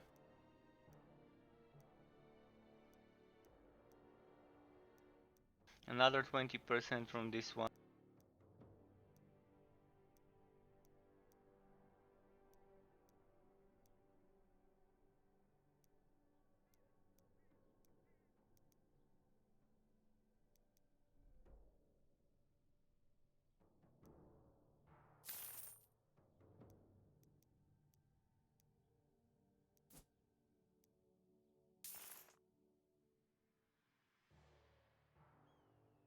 Oh, pool of blood. I don't wanna deal with those pools of blood. Okay, this is not so bad.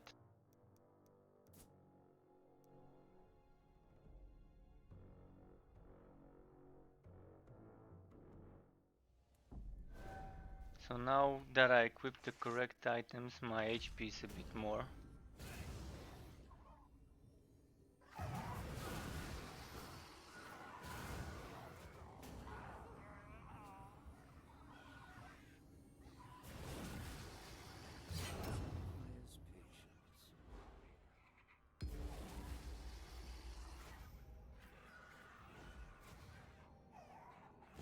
Requires patience. It's nice when they're walking in a line and just getting beamed by those lasers I'm putting on the ground. Magic is not ready.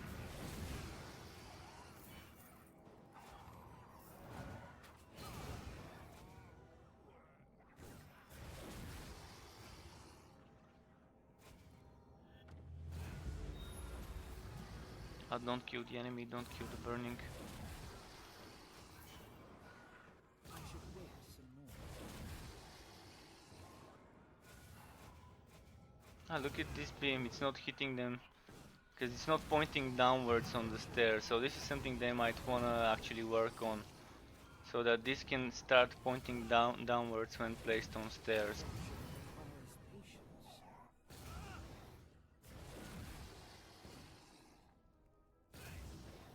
I should wait.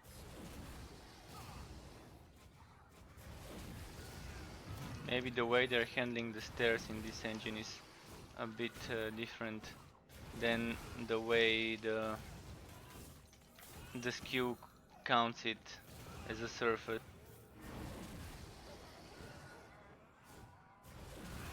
Perfection requires patience. I guess the SKU just points forward regardless on what surface it's placed.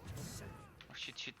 Yeah, the burning from the fish, from the floating undead. Demon, I mean, not undead. Oh, undead would be pretty nice to fight in this game. I wouldn't mind seeing some undead themed map, where having that type of sacred damage on the soldier would allow you to deal some extra damage. Where Magnus's gift would be really nice. Even that, I think Meteoric Shoot also plays some type of sacred damage. Just a bit, but it's still sacred, I think. Need to reread the descriptions next time I'm playing the class.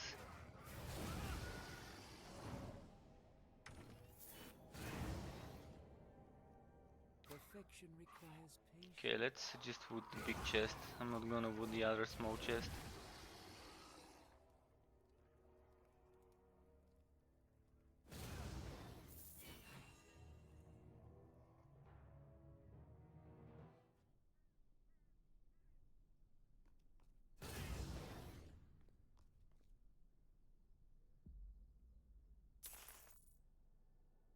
Okay, 40% extra HP of the enemies. This will be one heavy boss.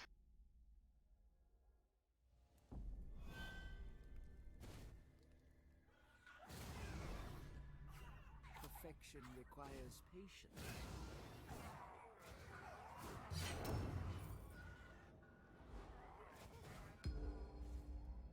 I should wait.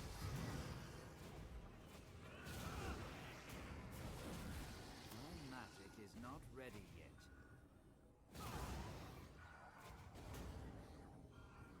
Perfection. Oh, the burning enemy. I was far from him and didn't get burned.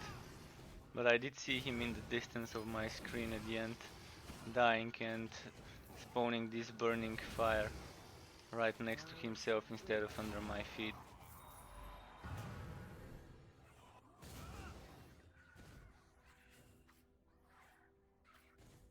Perfection requires patience.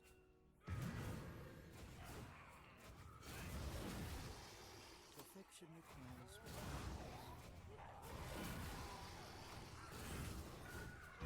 Is there a chest My here? magic is not ready yet. Just a medium one.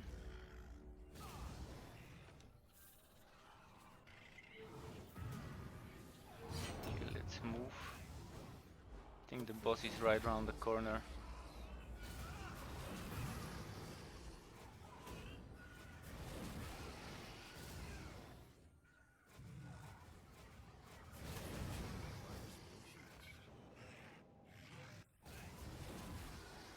Perfection requires patience.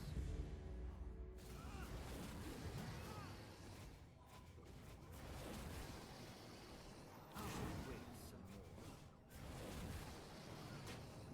I think while I'm channeling Breath of Fire, each tick from Etheric Ray gets boosted, and they're kind of boosting each other. Each tick of Breath of Fire keeps boosting my next tick of Breath of Etheric Ray and vice versa. So it doesn't work for the whole duration, but if it keeps ticking, it keeps boosting. Otherwise it's just for the first tick of that skill and the other skill. Or for the first few seconds. So it's nice to just keep those both up. I just leave those in the feet of the bosses. And then I just keep channeling my Breath of Fire and it's all good. Seems to be a very nice synergy that way.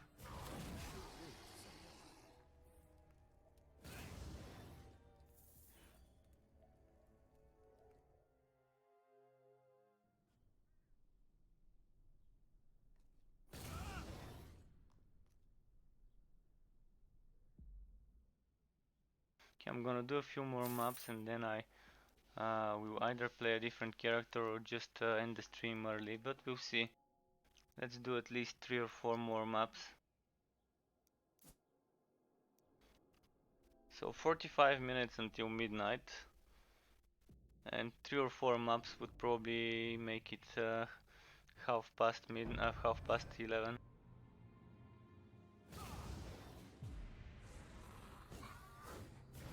I usually the past few days have been streaming until like midnight or like half past midnight, something like this. Perfection requires patience. Maybe I can play a bit on the soldier before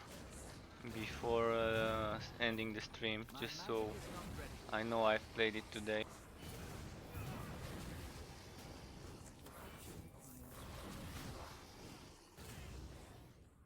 But this will be the final build from me in this class.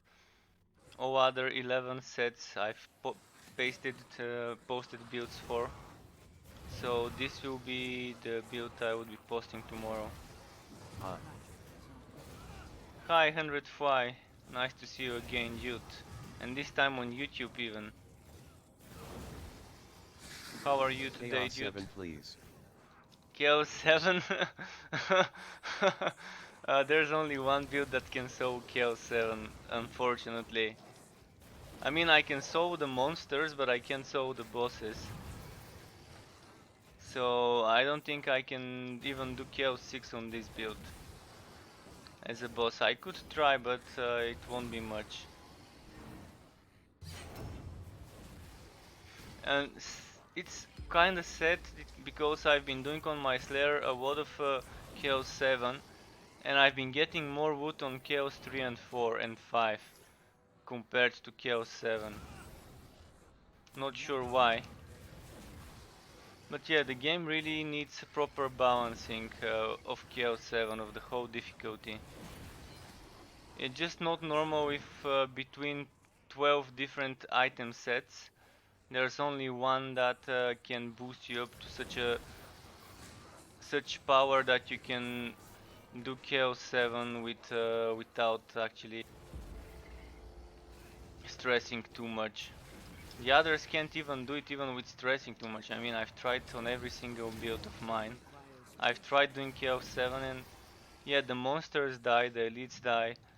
The bosses probably would die if I keep dodging and if I just take my time, if I take like 5-10 minutes for a boss fight. But it's not worth it.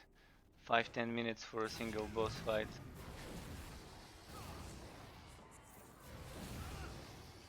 And mostly because I've seen what the drop rates are. On the undefeated set I can make it like a minute or 30 seconds for a boss fight on Chaos 7. Which has helped me try and test the drop rates, and I know they're shit. Okay, a few more maps and then I can go on the soldier.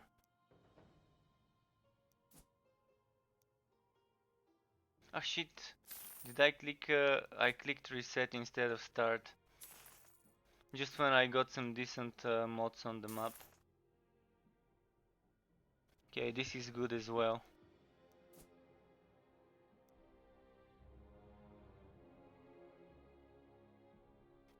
I think tomorrow, usually many of the developers I've noticed do patches on Tuesdays and Thursdays, rarely on Fridays or on Mondays.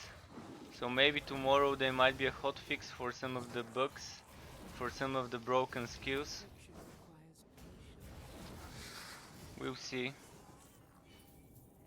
I'm not sure what country the developers of this game are from, but they sounded French, so they're either a French Canadian or French based company. I need to kind of look it up just to know what time zone they work on, to know what time to expect patches released. If someone does know some info about that, would be nice. I tried finding a Discord server for the game, but I couldn't. So that's something that probably is still in the works. An official Discord server that they're managing themselves.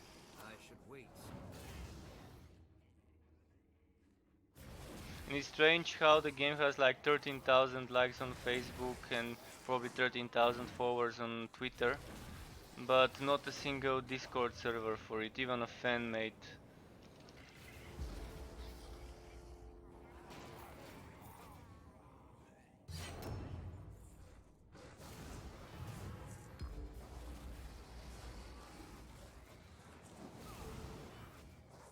But yeah, this build on KL7 would require a lot of kiting, a lot of backtracking.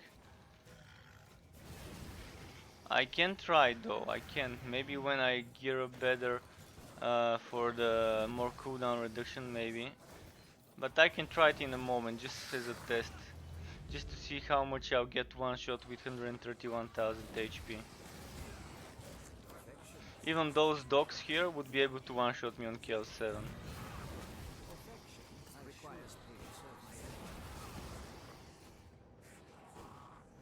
And you can see the numbers are very low. I don't think I do crits around 10 million often. It's usually 3, 2, 4, 5. And now I couldn't escape. Losing 100% wood quality just for nothing. Wait, okay, now it's better. 3.7k, it's not so bad.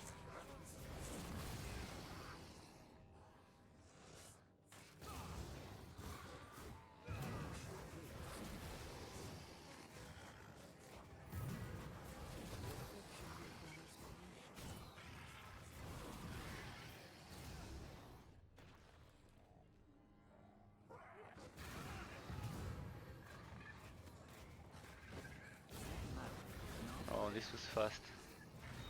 I wasn't even using Breath of Fire on this boss.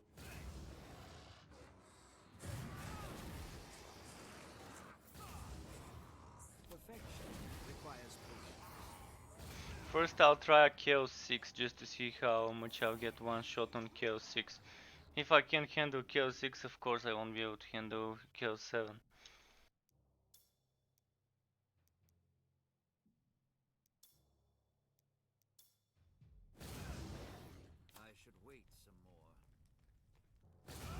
And let me check the passives. Do I wanna go with this one?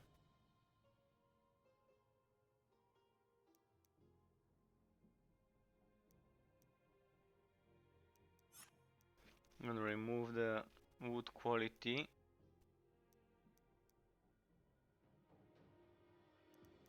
I need some skill points, so I have to demote this. Actually, I need to do something like this so that I can use my range on tougher difficulties.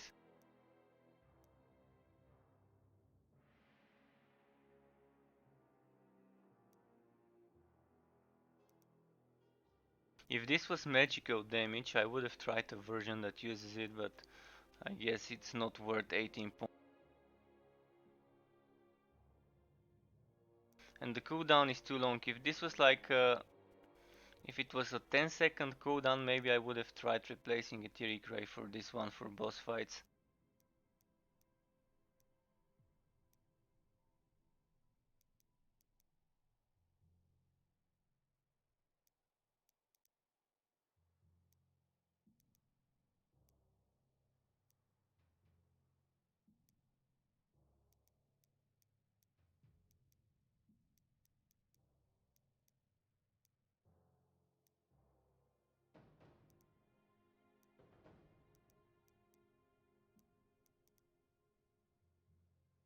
Still not enough skill points to add arcane secrets.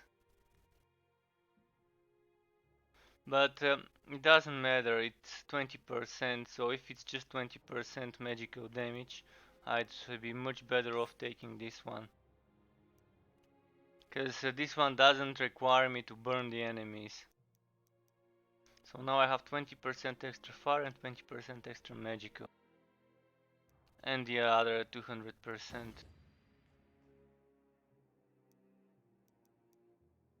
Let's do a lesser Chaos 6 map.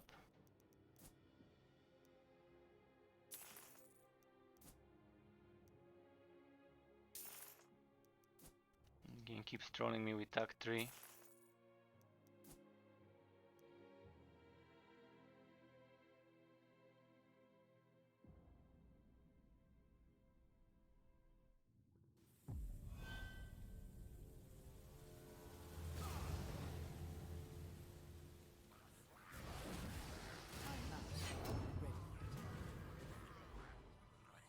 Well, the little guys die easy, okay. It's not so difficult with those little guys. But I wanna see the boss fight, I wanna see how much HP it will have. It would be really nice to see the HP of the bosses somewhere here and of the enemies. Either on percentages or with the exact numbers that how much they've got left.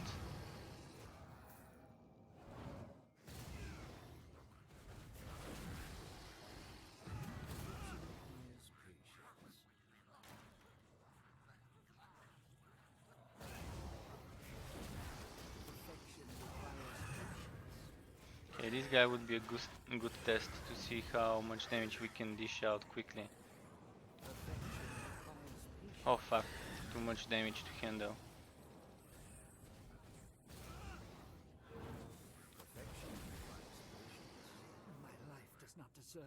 Yeah, I don't think Chaos 6 is worth doing on this build. There are just too much damage that they're doing and not enough damage that I'm doing.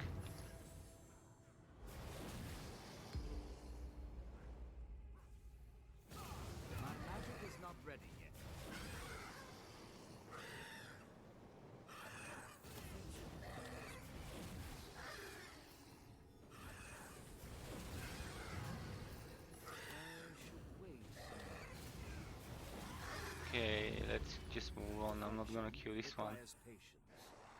Not worth the time.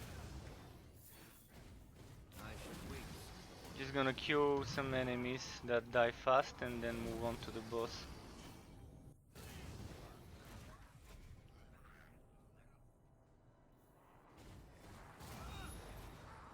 Oh.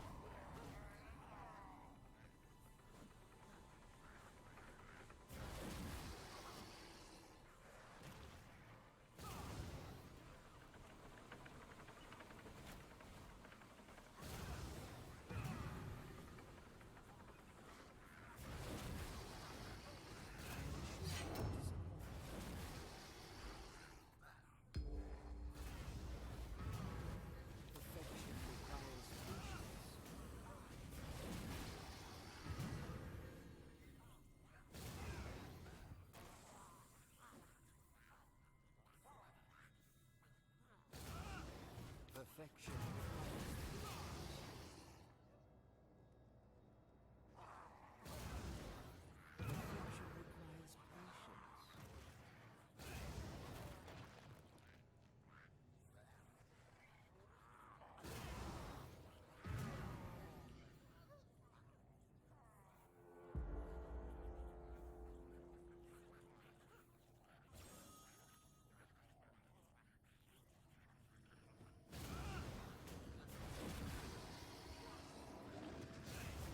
I have to be very careful, because I think he'll do a lot of damage if he hits me.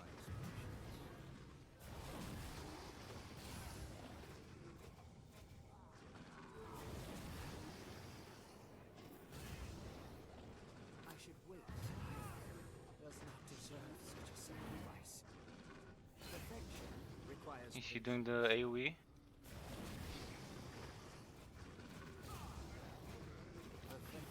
Ah shit, yeah, he does a lot of damage. It's it's not gonna be worth the time on Chaos 6 for sure. My magic is not ready yet. My life does not deserve such a sacrifice.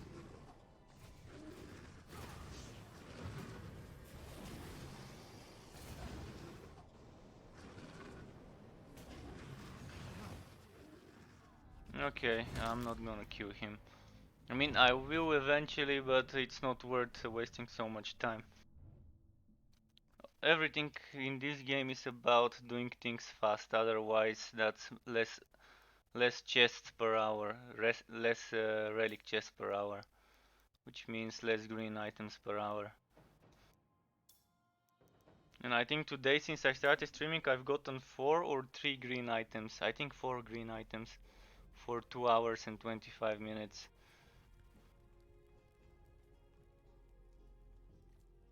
And I wasn't even trying to be the most effective. Okay, am I at Chaos 4? Yes, I am. Chaos 4 for this build seems decent. Not too slow, not too fast.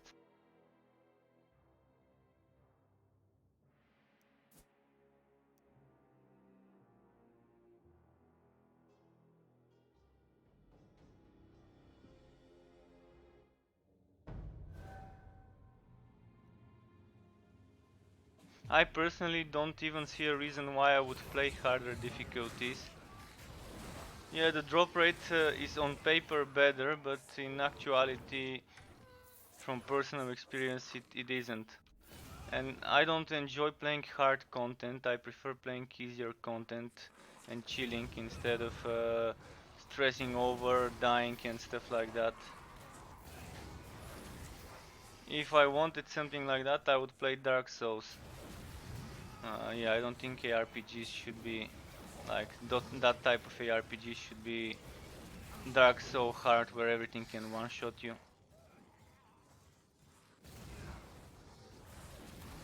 It just sucks the fun out of it. This is why I like Torchlight Frontiers. It has a perfect balance in regards to how powerful the monsters could be. Maybe they're even a bit too weak there, the monsters, but it's an alpha version, so eventually they will become harder, especially the new enemies. I want to see how strong the new enemies in the game would be.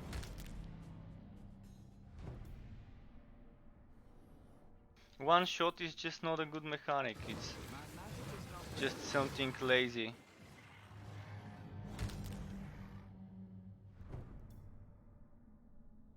Especially ones that are very difficult to see in the middle of a big crowd. You can't see where he's attacking.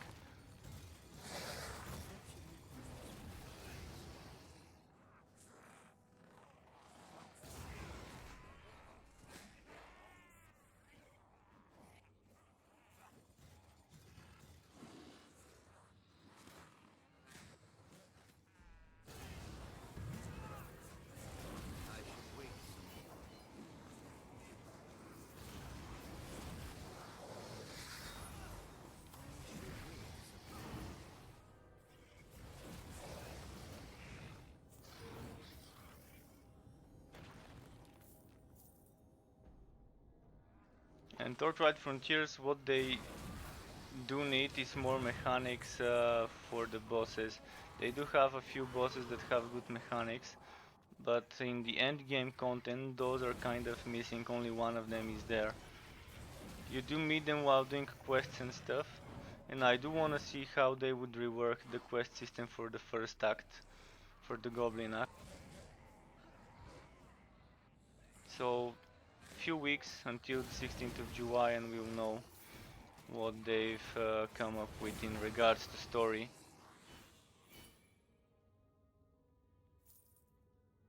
But for an alpha game, it will soon be better than this one in terms of content and things that it can offer. And especially when they add a fourth class, it will definitely be kind of on par with this game. And it's still an alpha and this is a fully released game.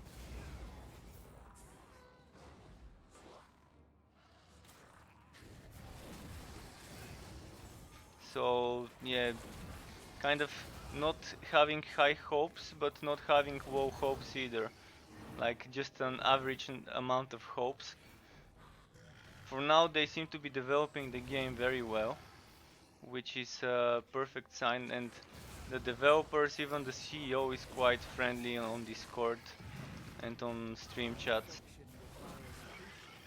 interacting with the players, joining some discussions.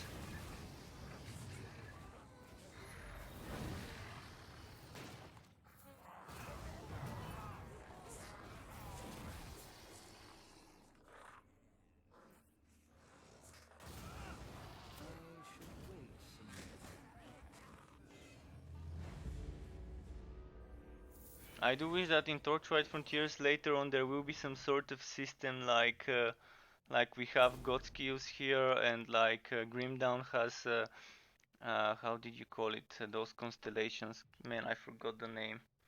Fuck. I know it. I've said it so many times.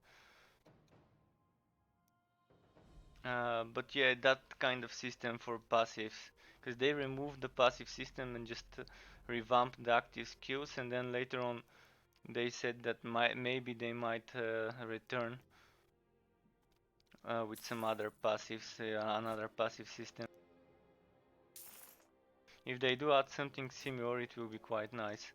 But now we do have pets coming with auras, and that will be some sort of important thing for the build. Then we do have relic weapons with some which are getting reworked, which will still give you some different kind of passive and active skills.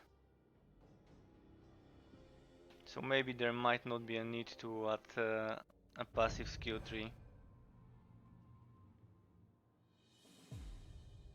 Okay, those are good mods.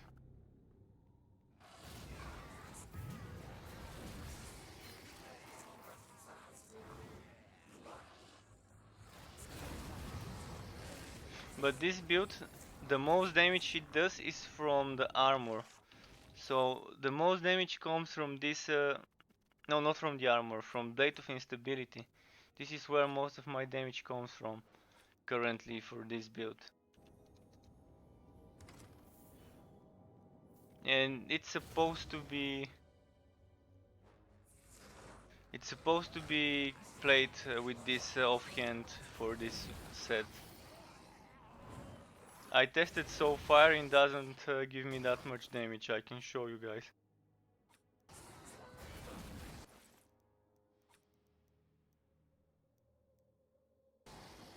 So let's see if I'll be getting those high million crits.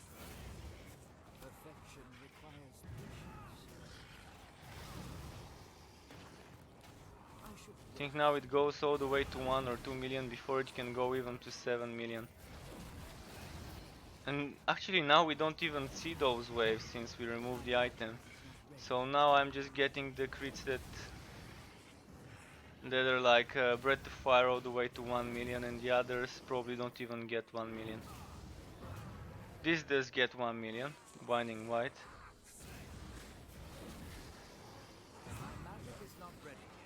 And I can probably get it to 2 or 3 million if I just stack some more magical damage. But yeah, Blade of Instability seems to be the weapon for this build.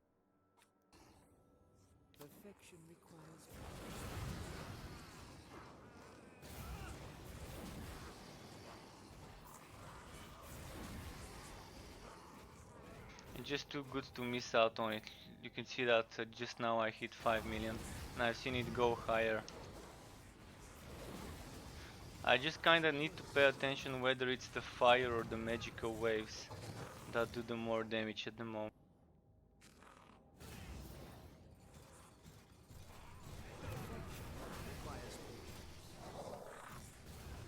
I'll probably make a few different versions tomorrow for the build, and just like today's build, I'm gonna discuss each version and show both. Actually, I might even make 3 different versions in the skills. One of them would be magic fire combo, another would be mostly fire oriented, and then I would have a magic combo with arcane secrets and Quaish mastery for some extra 60% magical damage.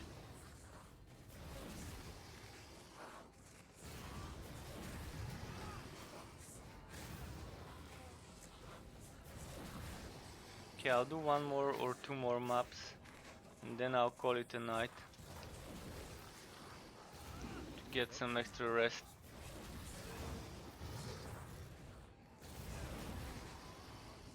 Let's go grab the chest down here. Maybe it's a big chest.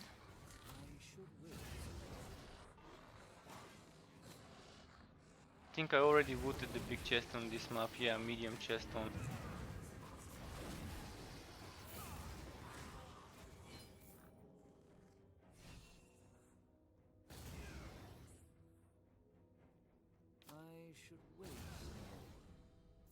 I think what needs to be buffed here, this needs to be buffed to 400 damage. This needs to be changed. Casting a fire spell unleashes a magic projectile and vice versa. This needs to be completely removed with something more useful. And this Blade of Instability maybe needs a slight buff so that we can do Chaos 7. Maybe make it at the moment, if this is for if it's 250,000 roughly, let's say it needs to be 400,000. Then it will be good enough for Chaos 7 solo. The same way the undefeated set is.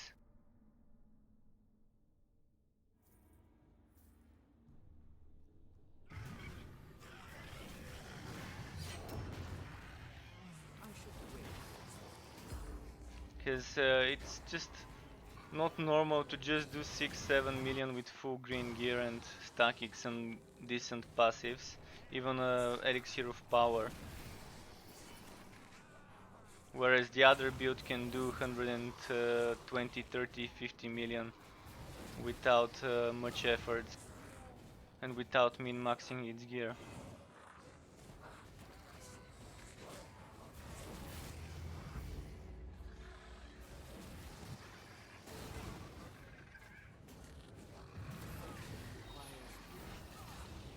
And even on the cleaver build I could do 45-6 million sometimes on crits, even on the cleaver build, which is kind of okay and balanced. Although it's still not a build that can do Chaos 7.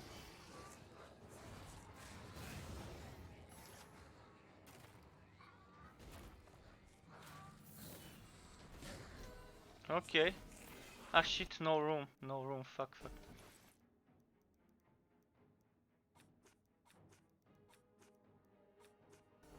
Trillalol. Yeah, indeed. Fuck's sake. Imagine if my game crashed then. Once I lost a green item because I was too quick and I didn't notice it dropped 2 items, so I just picked one and exited, and then while it was loading I saw that there was a second green hiding in between some red items. This is bad. No crit chance, but it's cooldown reduction and flat damage. Very good flat damage, very good cooldown reduction. But again, no crit chance. Of course, it can be negated by using... there's 3 things I can use for crit chance. This one, and this one. But then I'll have to sacrifice some flat damage bonuses. The other one is kind of bad compared to what I've got in my warehouse. Let me check.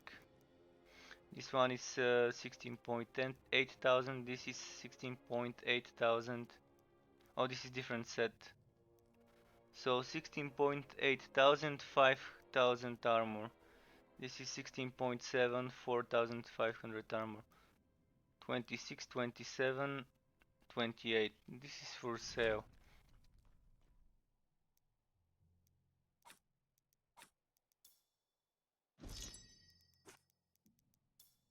But yeah, I almost lost those items.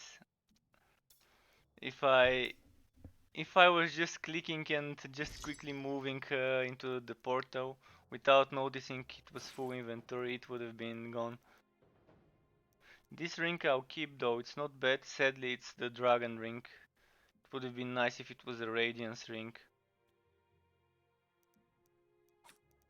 If it was a Radiance ring with crit chance without without a cooldown reduction, it would have been kind of okay, because it gives cooldown by itself.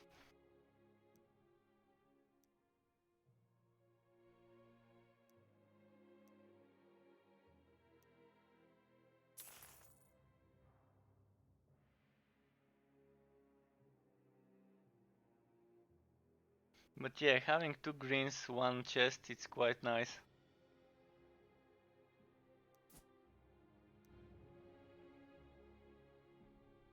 And this is why I'd rather do Chaos 3, 4, 5 instead of bothering with Chaos 7 and 6.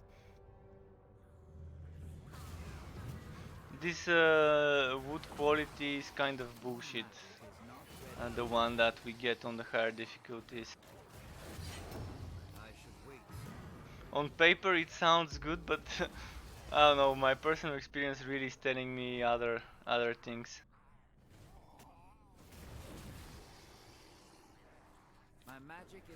Today I've gotten on stream more items than I've gotten any other day while I was streaming. Because the other days I'm kind of doing slow runs, trying to do some chaos fights and stuff.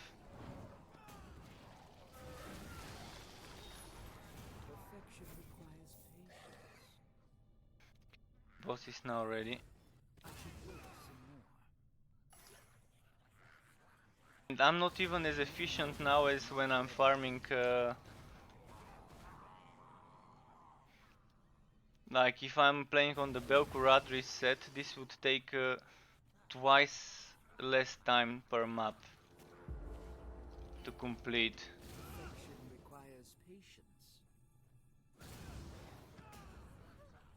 I just don't feel like swapping gear and reallocating skill points and things like that.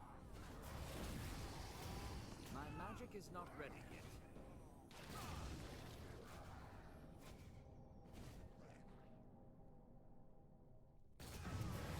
So something that I said yesterday is the Aether manipulation needs a rework. Complete rework of the skill. It needs to give some specific bonuses to each different skill.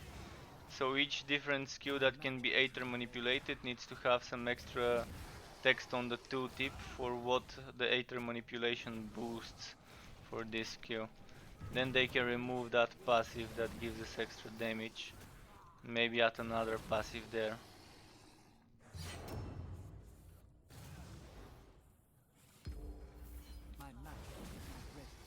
We could have some passives that improves our cooldowns or improves the damage of certain type of skills when we use Aether manipulation on a skill that has that ability.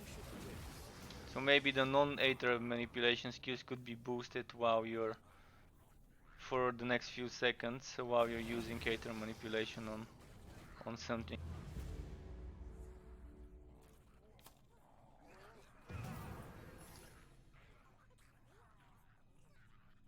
Or the energy cost could be improved. Something that improves regardless whether it's damage, energy cost, cost reduction, whatever.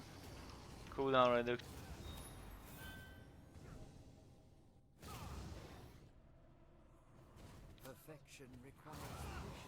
I voted the medium chest, so let's just go straight for the big one. Not ready yet.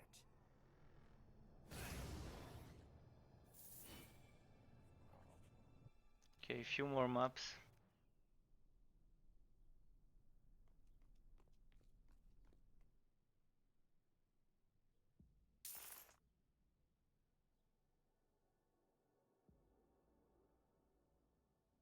Okay, cooldowns have a chance to increase.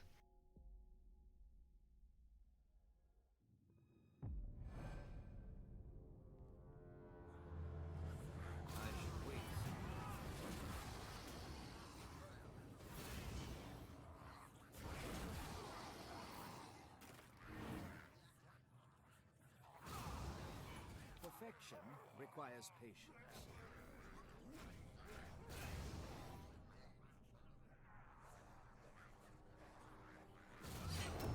I should wait.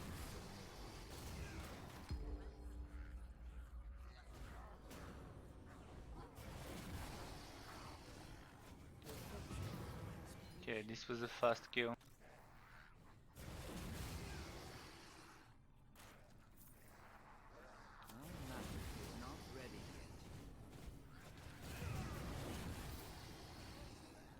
This was also a fast kill.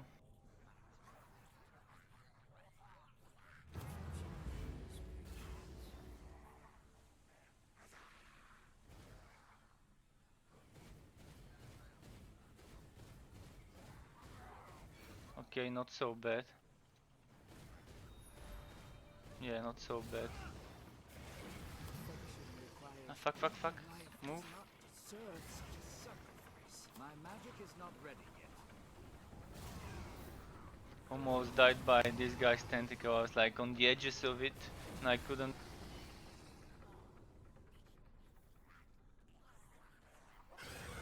Perfection requires proof.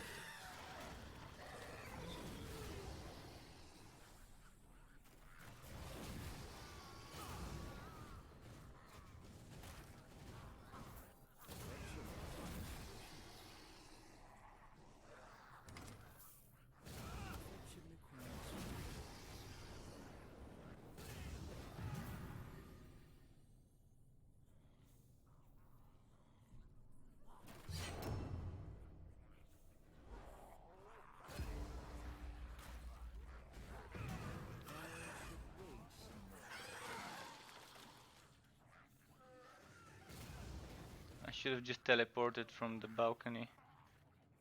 Like this.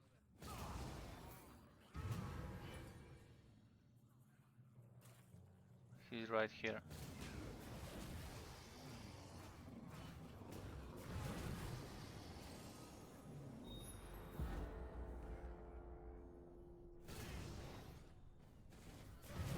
And this was nice, quick.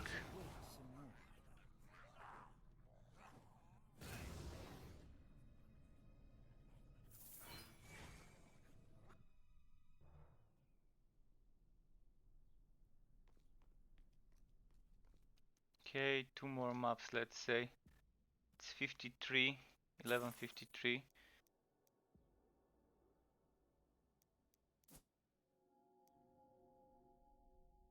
Let's see if I can get one more green before midnight.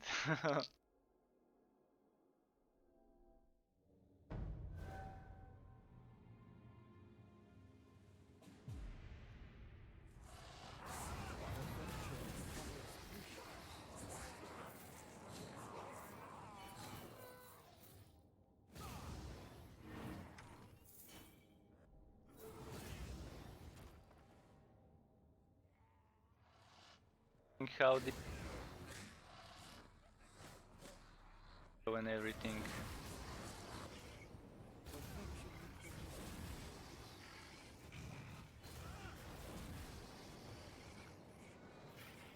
My magic is not ready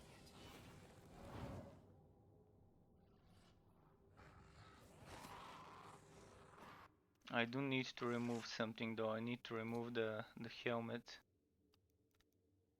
Where was it? Oh, I can't remove it now, really? Even the Fanity skills? I should wait some more. My magic is not ready yet. My magic is not ready yet.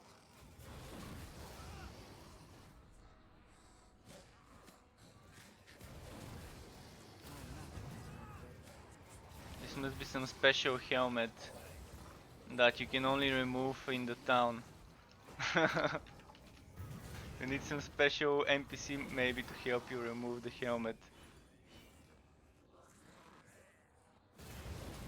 Magic is not ready yet.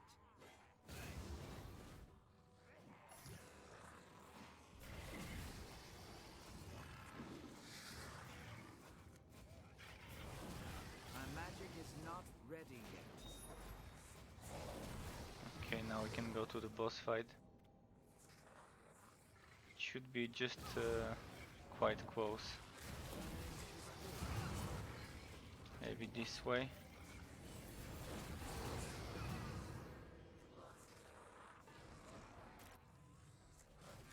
I should wait some more.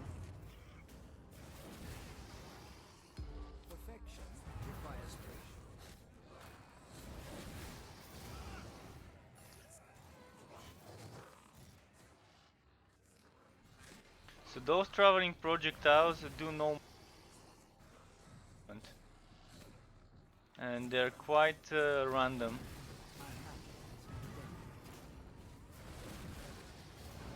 The blue and orange projectiles from the armor.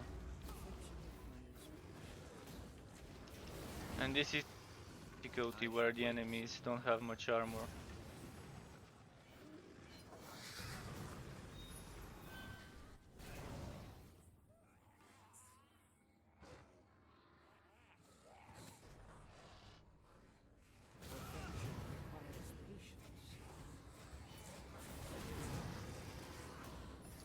My magic is not ready yet.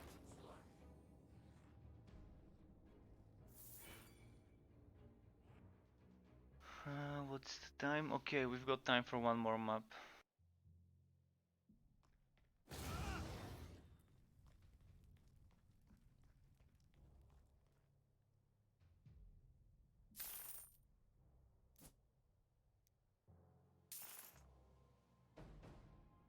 Should we go for something difficult like this one? Let's see.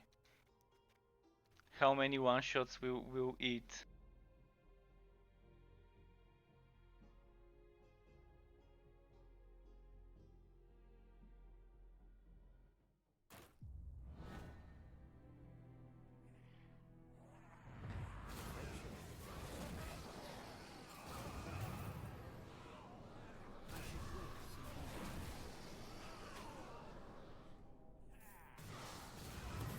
Requires patience. I should wait. My magic is not ready yet.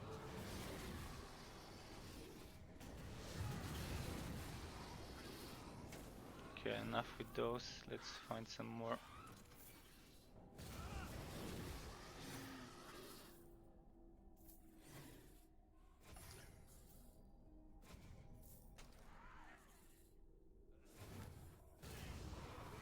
Wow, this summoned me before it even appeared.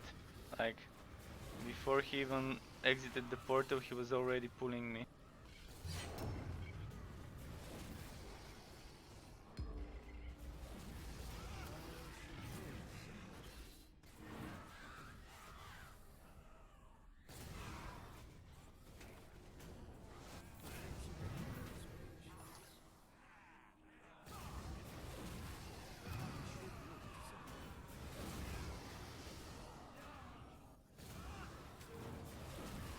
My magic is not ready yet. Perfection requires patience.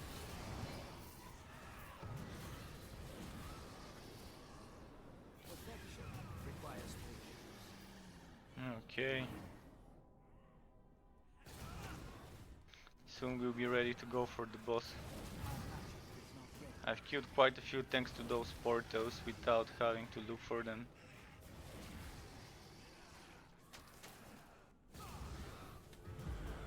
My magic is not ready.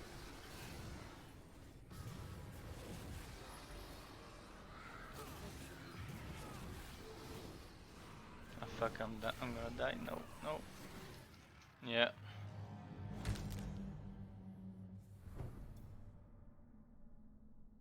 Kinda saw this coming. There are just too many and not enough cooldown reduction. Wait.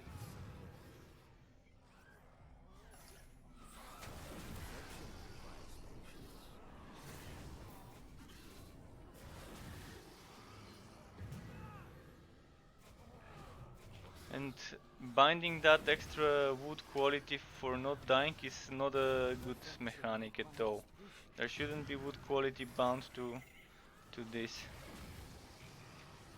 Since it seems to be bound to killing 100 enemies. When you kill the 100 enemies you get extra 100%, but sometimes you get it even before that. And then when you die you lose it, but there's no way to regain it. And it's weird that way. Requires patience.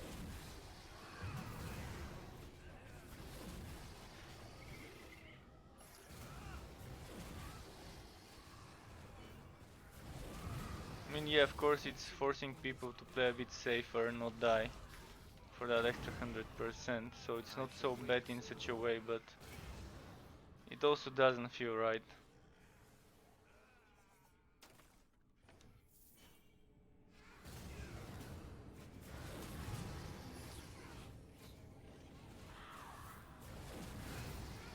Perfection requires patience.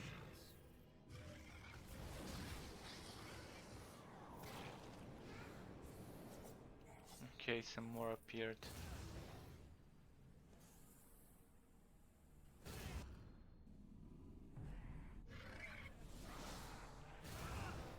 Fuck, fuck. My magic is not ready yet. I should wait some more.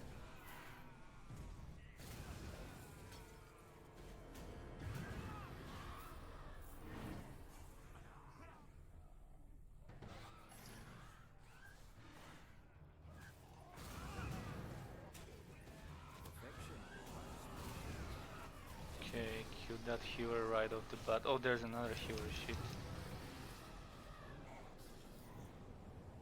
my magic is not ready yet. This went well. When I focused the healer first, it was pretty nice. Perfection requires patience. Perfection. Now it's gonna be hard, the healer is behind so many other guys.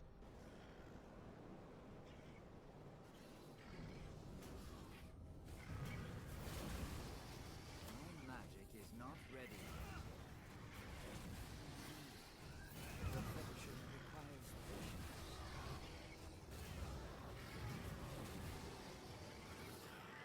My magic is not ready. Okay, now I think it's boss time. Oh no, the next corner.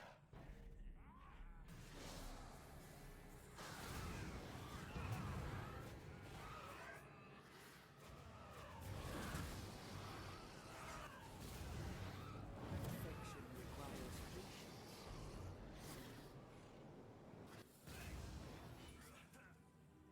My magic is not ready yet.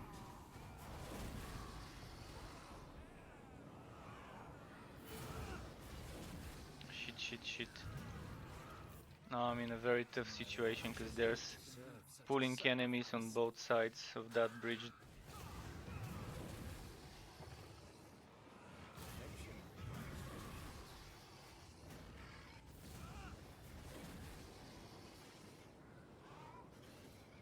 My magic is not ready yet. Fuck, fuck, fuck. Yeah. It wasn't ready. Oh no, no.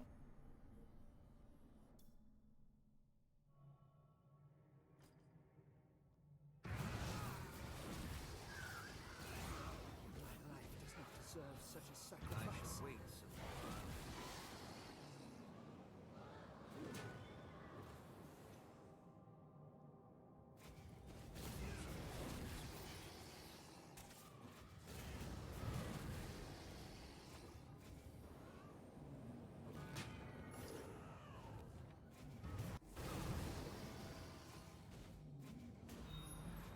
Okay, this one was kind of faster than the elites.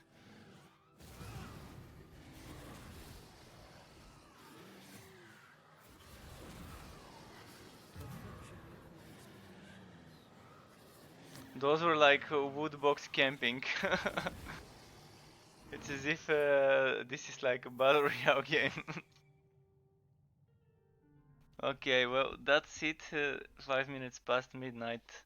Kind of had enough for now. Let me quickly check the helmet without this, because I wanted to see it. Yeah, it does look quite nice. So yeah, some tomorrow, and tomorrow I'll be also uploading a build video with different variations for this build for this set. Thanks everyone for joining and for watching again, and till next time, keep it cool, goodbye.